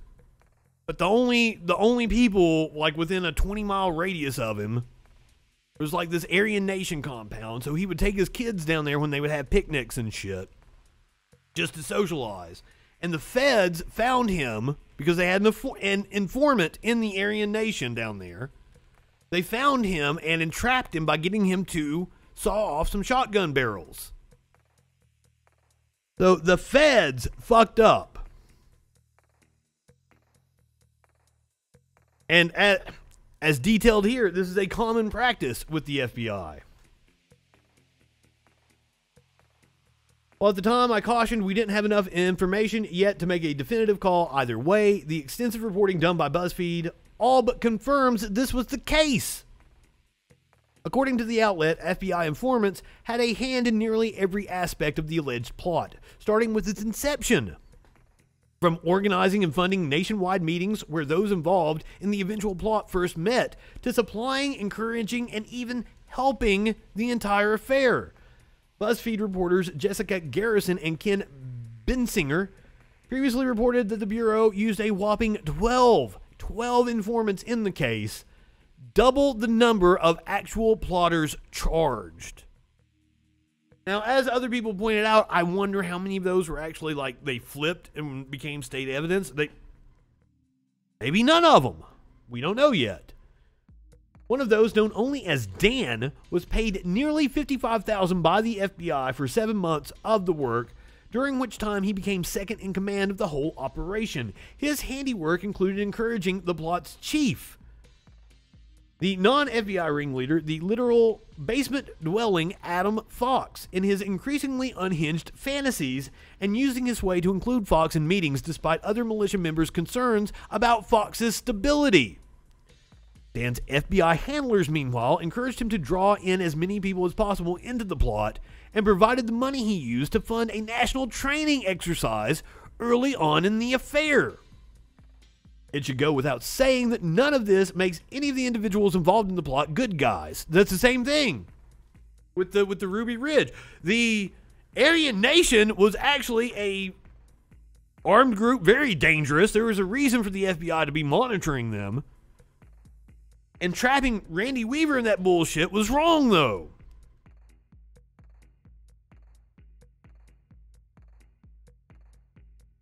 It should go without saying that none of this makes any of the individuals involved in the plot good guys or any less noxious in their politics. This should be a basic point for anyone committed to basic democratic freedoms or opposed to mass incarceration. Believing in due process isn't supporting rape, murder, or other crimes, and defending the rights of the accused doesn't necessarily mean you'd invite them over for dinner with your family. Or to use a closer analogy, sticking up for the civil liberties of accused Islamic terrorists doesn't mean that you sympathize with their ideology or their alleged crimes. Point. But this news is significant beyond just the principle involved here. Even news outlets that were well aware of the FBI's history of doing this exact thing with Islamic terrorist plots opted for sensationalistic coverage of the kidnapping scheme, uncritically reproducing the FBI's preferred portrayal of the events. This plot was then, post-January 6, often cited together with the Capitol riot as a dramatic, visceral example of the growing threat of far-right terrorism that required the failed and abuse-filled war on terror to be expanded to the home front. Speaking of January 6th, there remains serious questions about the law enforcement agency's conduct on that day. Agreed! I'm no fan of cops. I've said it multiple times on this show. Cops lie even when they have no reason to lie, so I do not trust the cops. I do not trust the FBI. I don't doubt that they were helping to facilitate these plots. And furthermore, I have questions about the number of the FBI agents that may have ties to some of these groups and actually want to see these plots succeed. Not just about the feds using entrapment as a tactic. I wonder how many of them were actually, throwing fuel on the fire because they wanted to see this come to fruition.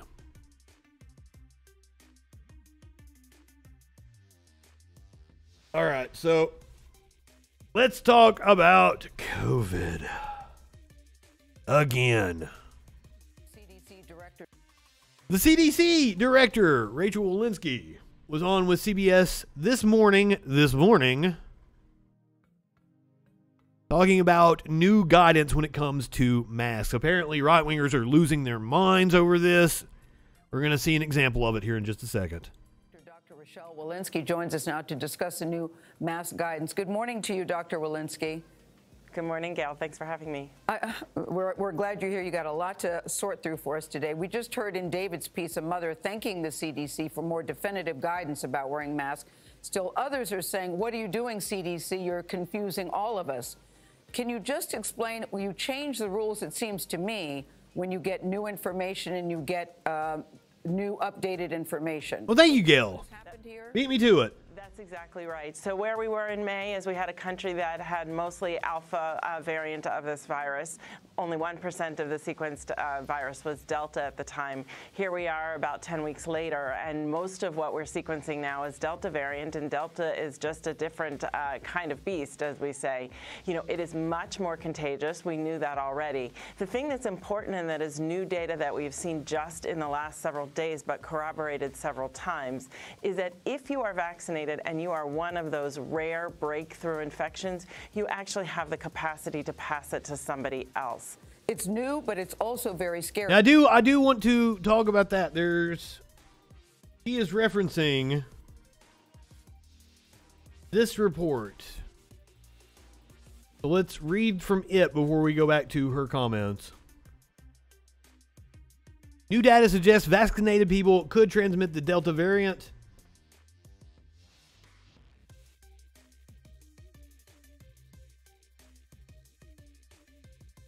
It was a study published on July 7th and led by Chinese epidemiologist Jing Liu.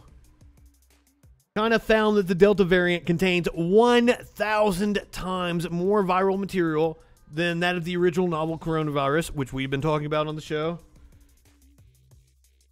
Study authors noted that this characteristic is what makes the variant so worrisome and contagious. The Delta variant can replicate at a much faster rate than the original strain, making the mutation much more infectious, according to the study.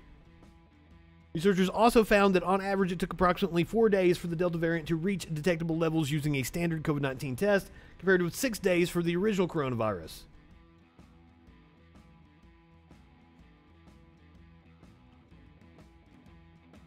Oh shit, this is not the story that I thought it was.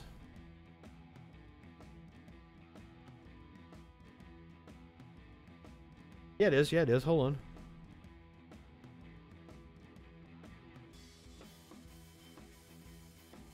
I don't see the quote I was looking for, but what they found was that even in vaccinated people, there was 1,000 times the viral load. That vaccinated people weren't getting sick, weren't dying, but were still carrying around 1,000 times the viral load, which means vaccinated people are just as contagious. Vaccinated people are just as contagious.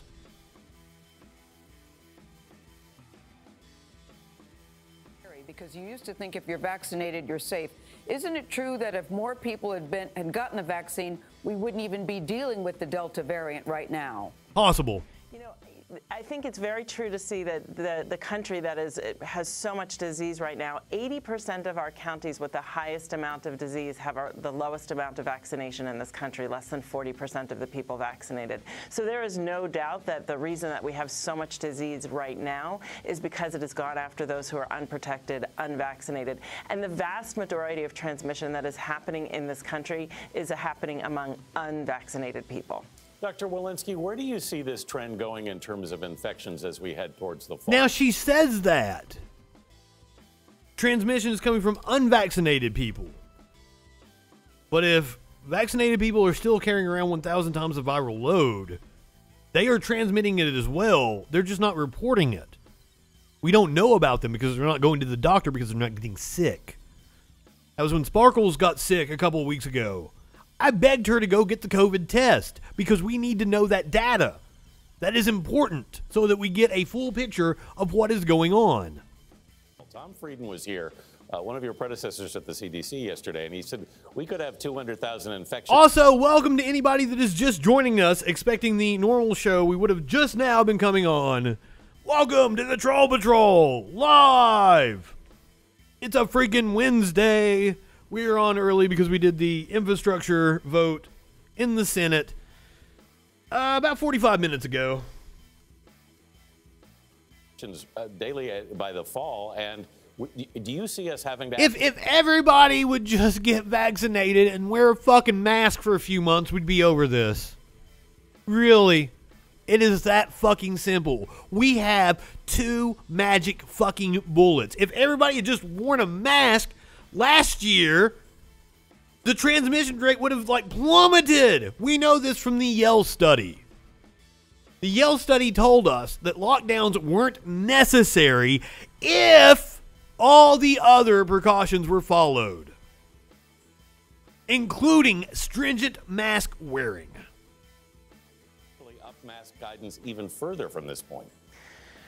We will follow the science, and we'll have the science lead the recommendations that we make. I certainly hope we don't have to be in that situation, but what I can tell you is this: we can halt the chain of transmission. We can do something if we unify together, if we get people vaccinated who are not yet vaccinated, if we mask in the interim. We can halt this in just a matter of a couple of weeks. Dr. Walensky, the CDC also recommends that everyone in schools wear masks, but when you look at the data, 1.3 to 3.6 children have been hospitalized because of COVID, 0.26 deaths when it comes to children. So when you hear parents say, why do I need to wear or have my child wear a mask, can you explain that? Yeah, several important things. First of all, we want kids back in school. We want school to be full-time. Yes, Adam, yes. And right now, you know what we should do? We should beg people to get the fucking vaccine. Right now, in July, while we still have a chance to stop this freight train that is coming at us, before we get to kids back in schools, before we get to the eviction moratorium expiring this weekend, before we get to the unemployment running out, we need to go ahead, do another stimulus check. We will give you $1,000 fucking dollars to go get vaccinated. Do it. Yes. We could have given the intellectual property away, and everybody in the world would have access to the vaccine right now. But no! And it's going to come back to fuck us over. We can't do anything for long-term benefit in this fucking country.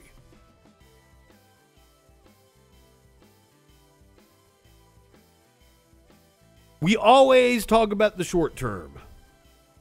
And they need to head this off right now. Probably they're just fucking pay people for the rest of the fucking year. Make the kids, and they're not making the kids stay home. Most of the schools are going to be back in session this fall. I hope I'm wrong. Please let me be wrong. But I'm just a nerd about this shit, and I sit here and read these stories all fucking day. I don't like what I'm seeing. I don't think we have a very optimistic future. We want children to be able to enjoy the school year. We've seen outbreaks this summer. Yeah.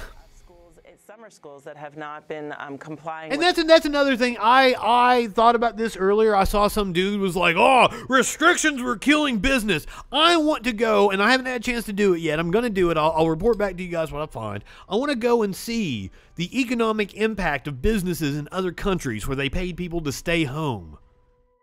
I'm betting not near as many places went out of business as here in the U.S., where everybody had uncertainty. I'd put good money on it. I would say Australia, New Zealand, Canada, everything that they did was better for their economy than what we did in the U.S. And that's another fucking thing. All the right-wingers were like, well, if you're scared, you can just stay home. No! I can't just stay home. I mean, I can. This is the colloquial you here. You can't just stay home when you gotta go out and earn a fucking living. Fucking around with some very lethal shit. They don't care though. They'll care just like we keep seeing over and over again. The right-wing radio host, when he's in the fucking hospital, he'll care. When the people are dying with COVID and begging for the vaccine, they'll care. But not until then, and that's the problem. That is the problem with everything with the right wing. They don't care until it affects them. They have no fucking empathy. Know that when you have a lot of disease around, it comes in from the community and then it can spread in schools if you don't do what is necessary. We also know we don't have vaccines available yet for children on 11 and younger. Hopefully that's coming around October, November. Only about 30% of them so far going into the school year have been vaccinated. So we know that the majority of children who are entering the school year will not be vaccinated. I know people are saying that that children do better, and they do, than adults, older adults with this virus. They tend to be more asymptomatic. And then it's like, yes, children do better with it right now. What happens when children get it? Do they have symptoms of the long COVID? We don't know this. And I don't know why people want to find out. Supposedly, this is a country that gives a fuck about kids and thinks all life is precious. I can't tell. Fewer symptoms. But I do want to emphasize that if you compare COVID deaths to children this year compared to flu deaths in prior years, it's about twofold more. So it is really important to understand that while children are not getting sick nearly at the rate as adults are, they're getting sick more than they would during a standard flu season, and more deaths indeed. President Biden is expected to announce today or very soon that he wants all federal workers to get the vaccine. Are you hoping that private companies, I know it's their decision, but are you hoping that private companies will follow? I think the federal government should go further. All federal employees should be mandated to get the vaccine. Any company that has a federal contract with the government should be mandated to make their employees get the vaccine. All public institutions should be mandated vaccines. That would go a long way in raising our vaccination rate. I think the Biden administration is dropping the ball on that. I even said that the Biden administration was going to handle this better than the Trump administration, but that was a low fucking bar. So far, they are not doing what is needed. That's for sure. Especially, for the love of God, the eviction moratorium. We did the story last night. Just with the alpha variant of the coronavirus, it doubled cases when eviction moratoriums expired in states last year. Doubled cases. Now we're talking about a more contagious variant, and the eviction moratorium expires on Saturday. If it just does what it did last year, it's going to double cases. But since this is an exponentially worse variant, I'm assuming it's going to be exponentially worse after we kick everybody out of their houses this weekend.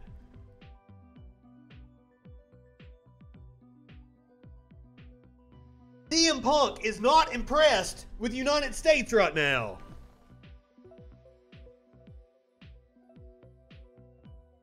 Welcome from Holland. I did not know I was on Facebook right now. I thought I was banned. Welcome. I was under the impression that we were not on Facebook and YouTube, but apparently we're on Facebook. Welcome, Renee.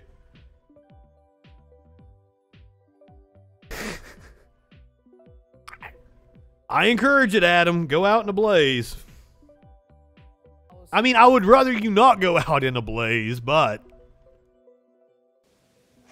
I am hoping that we will do everything to unify as a country to get more and more people vaccinated. And if that's one strategy in our toolbox, I'd be all for it. Thank you very much, Dr. Rochelle Walensky. We appreciate. But hey, you know, Frank Luntz was on CNN, and he has been advising the Biden administration on vaccination, apparently.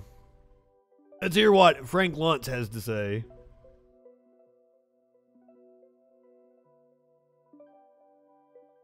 If he can tell us how we can get more people vaccinated.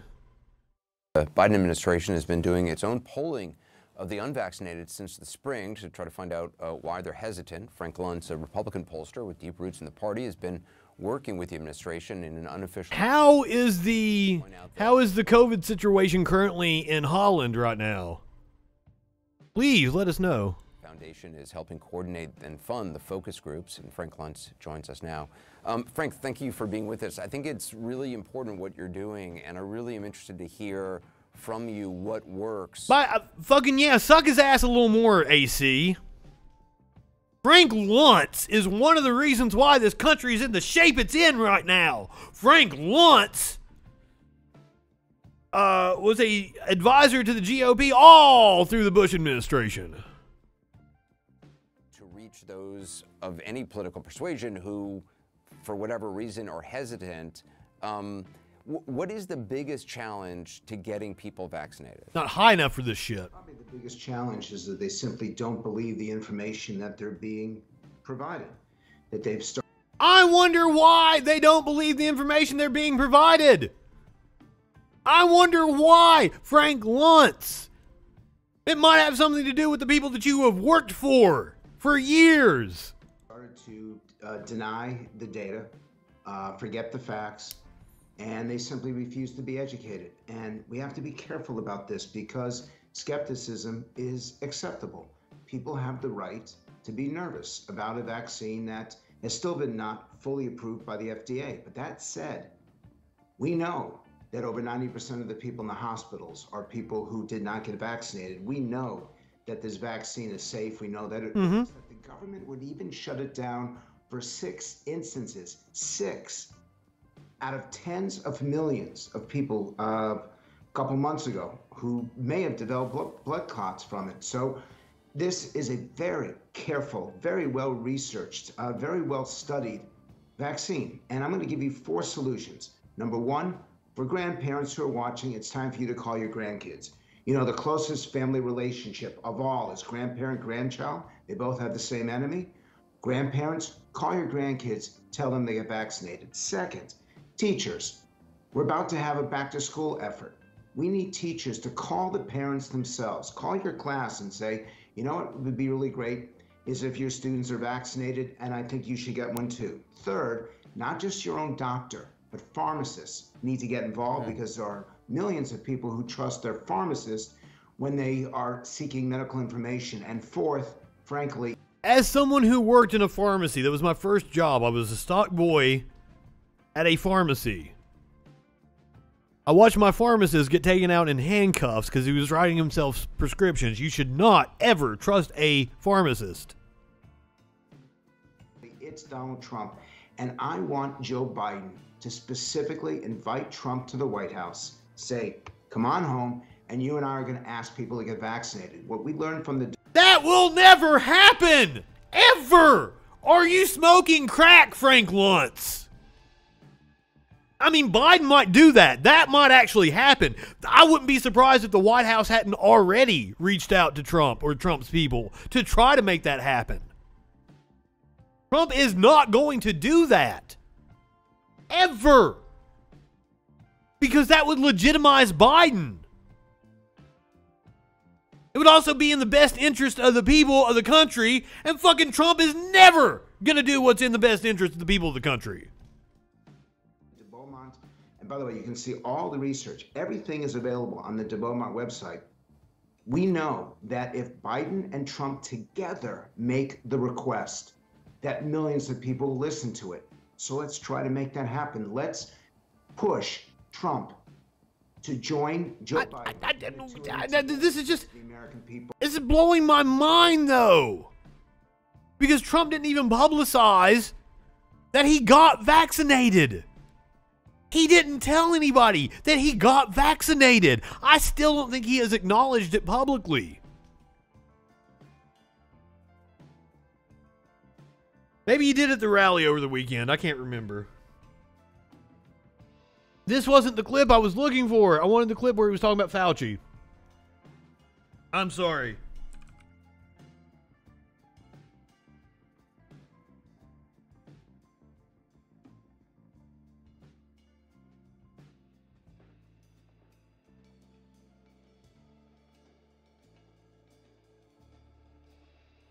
If this is it.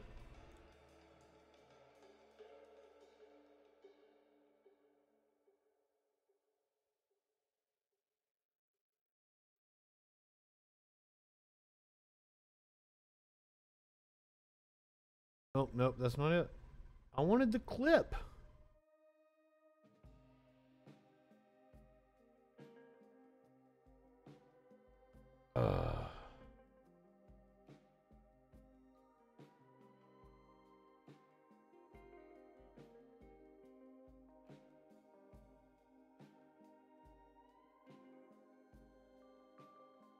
Anyway, Frank Luntz said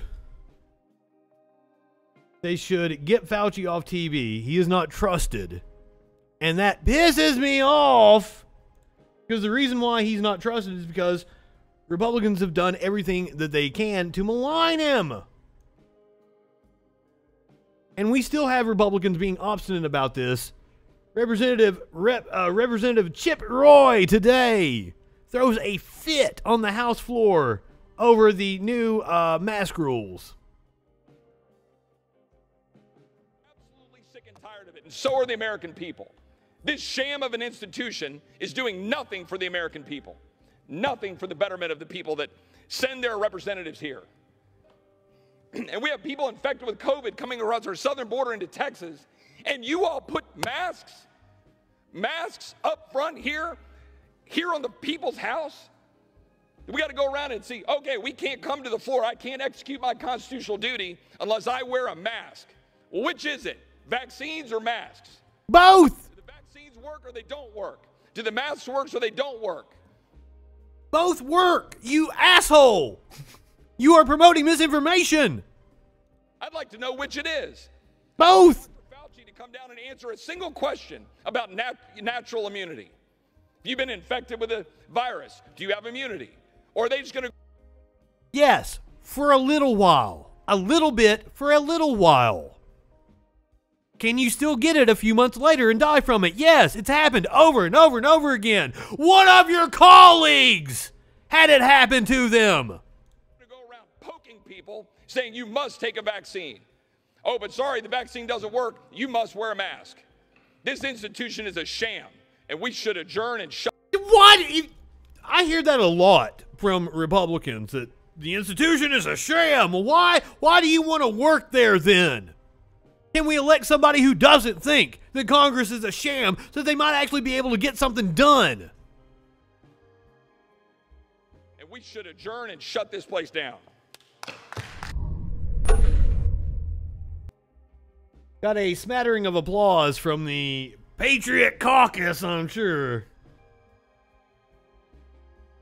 Now, if you are vaccinated, do you need to wear a mask? I would say universally yes, but this NPR article does break down the areas that are most at risk and where you definitely should wear a mask. This is the map. This brown area is high, which engulfs most of the country.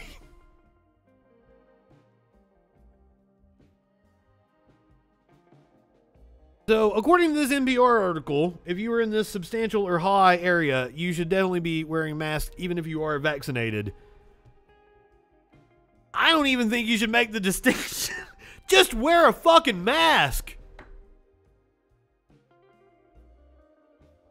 And they've got some cool masks too. You can get you can go to the Freak store right now and get a mask with my Fu Manchu on it. You know you want a Fu Manchu mask to wear out. Now, Pfizer is talking about a booster shot. I have my skepticism about Pfizer wanting a booster shot because that's profit for Pfizer. Pfizer said Wednesday that a third dose of its COVID-19 vaccine strongly boosts the immune system against the Delta variant. The company posted slides ahead of an earnings call, with data showing that antibody levels were 5 times higher after a third dose among people aged 18 to 55 against the Delta variant. Pfizer made waves earlier this month when it said it would be applying for Food and Drug Administration authorization for a third dose of its vaccine. He doesn't want to wear a mask. It's impeding on his freedom. That's what the crying is about. That's their argument, is what's causing the surge in COVID cases in the South, is that people coming across the border, so they can throw some xenophobia in with their bullshit. That's literally their argument. Well, the COVID cases are coming from all the illegal immigrants that the Biden administration is letting across the border. From countries that are unvaccinated because we didn't provide them vaccinations. Seriously, that is what they are arguing.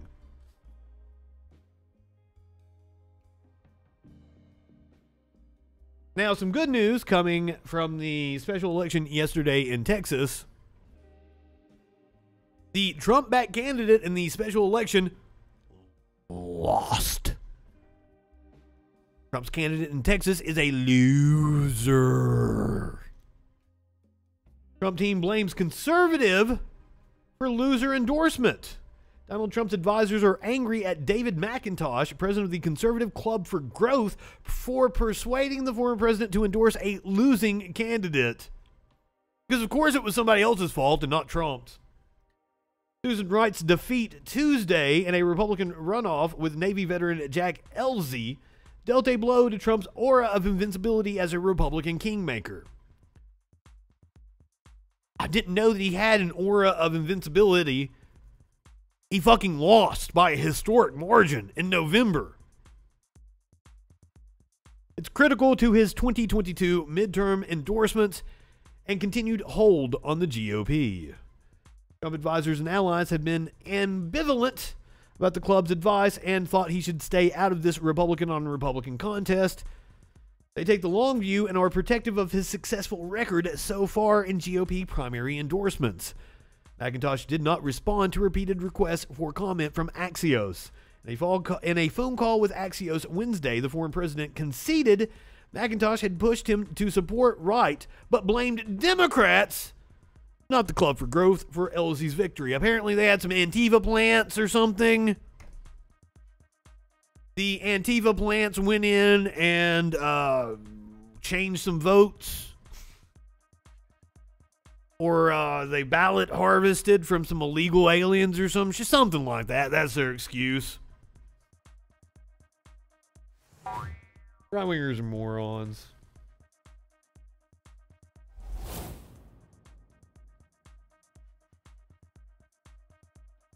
You should wear a mask. I mean, masks are fucking effective. And it's not like they're that much of a burden. I don't get it. Now, Republicans, right-wingers, aren't the only fucking morons. Apparently, Joe Biden had a brain fart earlier today. He was in Allentown, Pennsylvania, addressing union manufacturing workers. The little clip, we're going to watch the clip. This is from MRC TV. I don't know how they've edited it here. So it goes to show you, if you want to get things moving, bring a guy from Scranton to get it going. Mind if I take my coat off? I'm going to take my coat off. You know, Hold on. Biden is stripping down content warning fuckers. Things moving. We really are. You are. When I started my campaign for president, and the gov's still there. Gov, I didn't introduce you. I apologize. No, you're the governor of this state, and you're one of the best governors in the country. Thank you.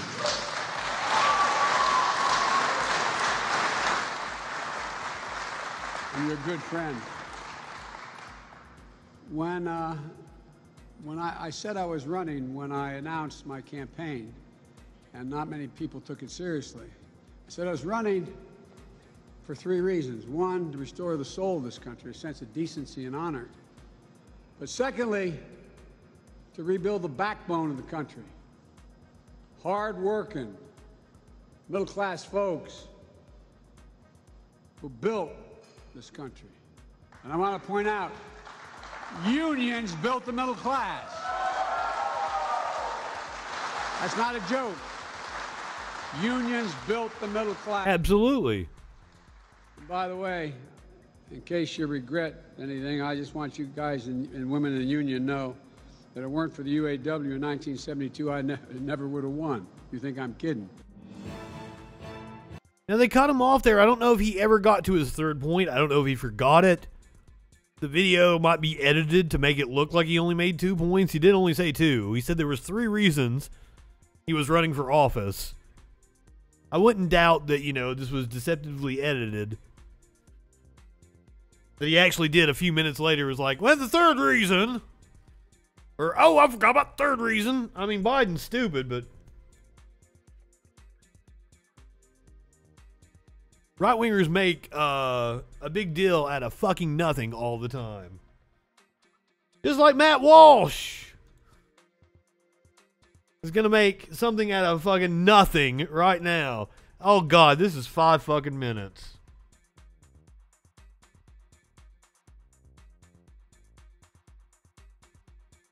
Content warning, he's going to say some stupid shit. I promise you. Matt Walsh, take it away. Oh, shit. Our women means anything, it means nothing. Now I'm dizzy.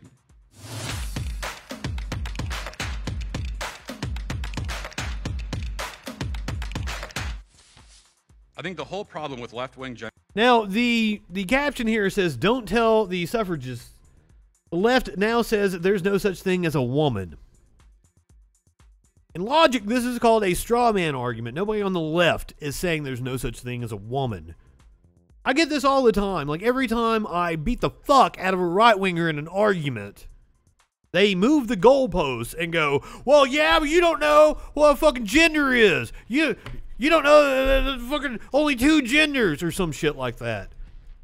You don't know which bathroom to use.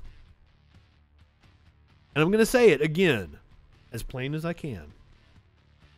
Male and female are labels that humans created to describe nature. Nature is messy and doesn't fall into that binary. Do most people fall in that binary? Yes. Most people are born with either a penis or a vagina. There are people born with no sex organ. There are people born with both sex organs. Everything in between. And a host of other issues like gender dysphoria. There's up to 7, at least 7, different combinations of the X and Y chromosome. Male and female is a false dichotomy. And any biologist, any geneticist will tell you that when you start trying to describe what makes somebody a woman or what makes somebody a man, there's no clear-cut way to define that. Because if you start defining a woman as somebody who can reproduce, you're leaving a lot of people with a vagina out.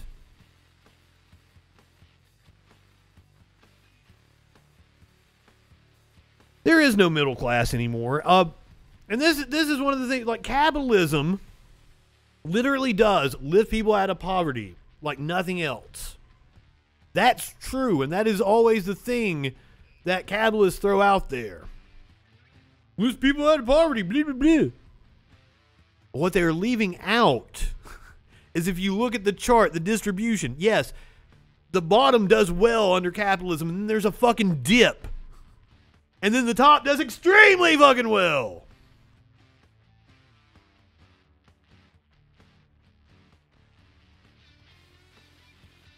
I don't know what got me on that. Anyway, Matt Walsh. I think the whole problem with left-wing gender theory can be summed up in this point. I think the whole problem with your idea of left-wing gender theory is that you don't have any fucking clue what you're talking about. The theory has made it so that the word woman itself and the word man itself have no meaning. Oh? Now, leftists, because of their ideological commitments, cannot define these terms, though they continue to use them. No. No. No. And I am really fucking sick of right-wingers trying to make my argument. But I mean, they know what they're doing. It's a rhetorical trick. You can't go out there and actually make my argument because my argument is correct. And people will be like, oh, yeah, that makes sense. No, you have to straw man me. That's a problem for folks on the left because they use the word woman quite a bit. They make claims about women all the time. They say that these individuals known as women have something called women's rights. They say that these rights are under attack. They say women are persecuted. Yes. Yes. By something yes. called male privilege. They say that yes. women are the victims of something called a wage gap. They say things like we yes. need a woman president. But we already have one effectively. But then they also say that biological... Yeah, we had one the last fucking 4 years. He cried like a fucking little bitch all the time. Pretty much every woman on the face of this planet has bigger goddamn balls than Donald Trump. biological males can be women. And they say trans women are women. They say that someone can start out life as a male and transition into a woman. But how can I understand any of these claims and these declarations if I don't know what they mean by the word woman? You don't understand anything. You don't understand that it's a spectrum and that you're making a false dichotomy fallacy right now. And how can they make any meaningful statements about women if they don't know what they mean by it either? So I ask very simply, as I've been asking for years, what is a woman? In fairness, I should provide my own definition. No, you should ask a geneticist, and they would explain to you the thing I talked about earlier is where you try to start defining a woman and it becomes extremely hard.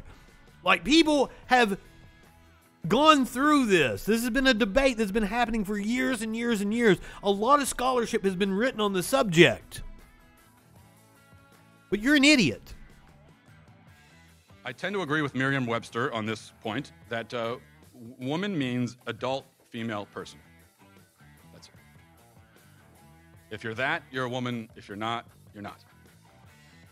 Female requires another precising definition. Female did not answer the question, Matt. You are a goddamn... I agree not only with the dictionary, but with the whole history of human civilization, which collectively has always understood women this way. The whole of human civilization. May I remind you that in India, they made trans people gurus because they could communicate with both sexes. Here in native cultures, high priests and tribes were trans because they contained both souls. You are ignoring the whole of human history, sir. Just disagree. They say that biology has nothing to do with womanhood. Well then, what does have something to do with womanhood? Did you ask a biologist that, Matt? How can we define her? What is a woman? I mean, your definition must be specific if you make all these specific statements about what it's like to be a woman, the trials and tribulations that women face, the indignities they suffer, and on and on. We've been told that, for example, women superhero movies are important because they mean that more representation there'll be more representation for women in Hollywood and so forth. All right, so that means that, like, Gal Gadot is a woman, okay? Well, also, Wonder Woman is fucking cool, and Starfire is cool, and Black Canary is cool. I'm just naming off characters I use on Injustice 2 now. Just as I always suspected. Now we're getting somewhere. Gal Gadot is an adult human female. She's in a superhero movie. The leftists say this is a great thing. Okay. Picture seems to be coming into focus a little bit. But wait a second. Then we're also told that Caitlyn Jenner and Chelsea Manning are women, despite the fact that they're adult human males, not females. And now we're told that Ellen Page is not a woman, even though she is a female. So the picture is suddenly foggy again. What do these words mean? If you're on the left, what exactly are you trying to say? That gender is a spectrum. When you say that such Why don't you ask? Why don't you ask me? Why don't you ask me, sir? Let's have a discussion, Matt Walsh. What are you trying to convey about that person? Now, I've been told by the few people that have attempted to give an answer that a woman is anyone who identifies as a woman. I've been given that answer many times. But that definition doesn't work because you can't Straw man. use the word you're defining in the definition. If I ask you for the definition of a tree, and you say a tree is that which is a tree. Well, you told me earlier, you told me that a woman is a female. So what's a female, Matt? Or even worse, a tree is that which looks like a tree. You haven't told me anything about trees. I don't know what a tree is still. I need you to explain trees without using the word tree. I need you to explain woman without using the word woman. God damn. That a woman is an adult human female or anyone who identifies as an adult human female. Well, that's just another way of saying that a woman is an adult human female or the opposite of an adult human female. That's another way of saying that a woman isn't anything in particular. Woman has no definition if that's the definition. Also, the person offering that definition is themselves drawing a distinction between a person who is a thing and a person who identifies as a thing. By drawing the distinction, they're admitting that there is a difference, a definitional difference. The very phrase, trans women are women, admits in its construction that trans women are not women. Because if they were women, why are you calling them trans? What does that even mean? What does the trans part denote? In order for the phrase trans women are women to mean anything, trans women have to be a category distinct from women. If they aren't, then the phrase at most is a meaningless redundancy. But if they're distinct, then they aren't women.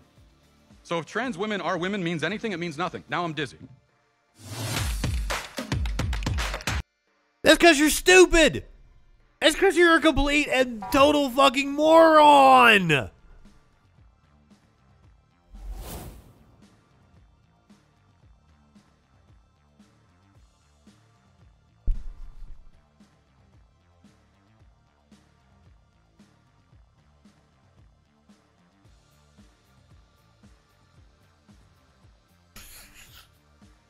I can't.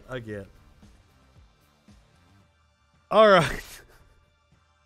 Ashton Kutcher and Mila Kunis say they don't believe in bathing their kids. Oh, shut the fuck up. I don't want to hear from you two. Now, I want to start off by saying that most people do bathe too often. Unless you're working outside and you're getting dirty all the time, you don't have to take a bath every day. So, like, what they're saying is not all that crazy. But I'm sure it's going to sound fucking crazy coming from them. Ashton Kutcher and Mila Kunis appeared on an episode of Dax Shepard's Armchair Expert podcast, and the talk turned to bathing. I don't know how you bring up bathing unless you're talking about, like, The Witcher or some shit.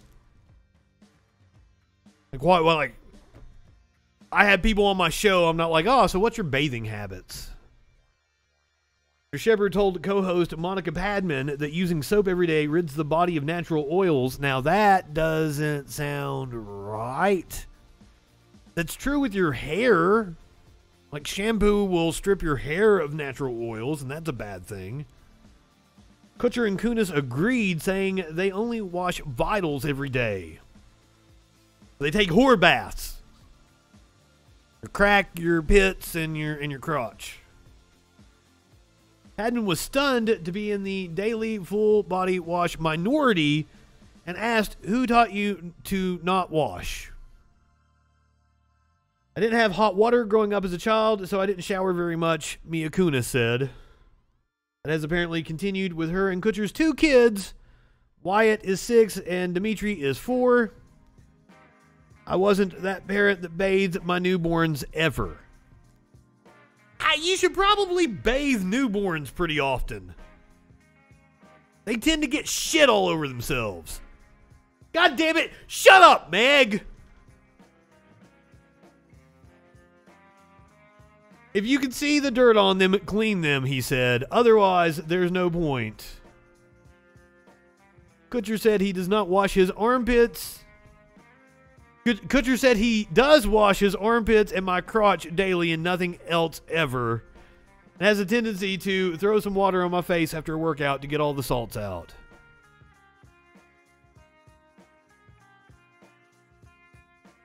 Kunis said she washes her face twice a day.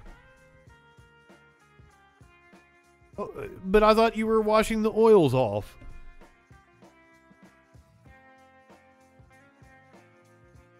Shut up, Meg. I watched that video of Ashton Kutcher, a week, 2 weeks ago, and just like, what the fuck was that dude talking about? I believe he's a little batshit. So, we might need something to wash the dirty taste out of our mouths. Here's a little palate cleanser for the evening. We're going to watch some puppies that are so well behaved. They come when their name is called. This is from the Daily Mail. Ginger. Nelly.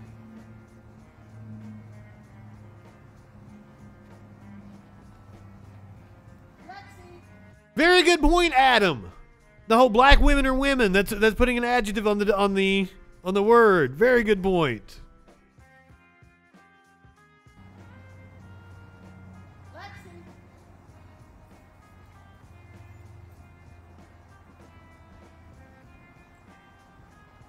But he's dizzy. Well, he's dizzy because he's twisting himself in pretzels trying to make a fucking rhetorical argument against something that's factual.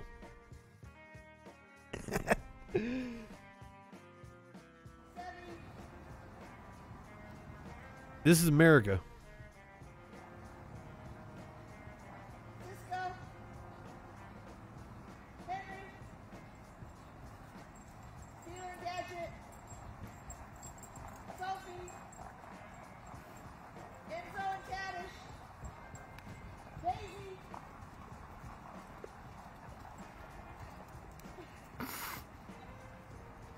Look at these babies.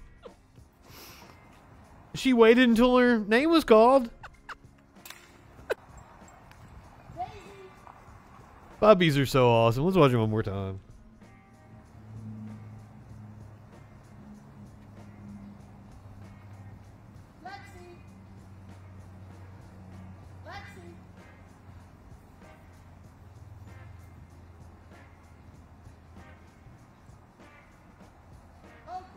Look how cute they all are.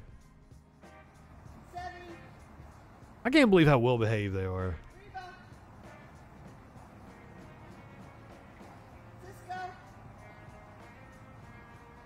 Look at that white one, he's so fluffy.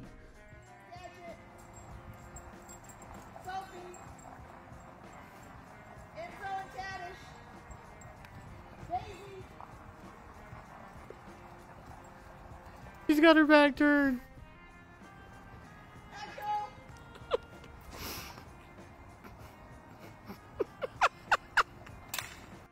She was looking at something.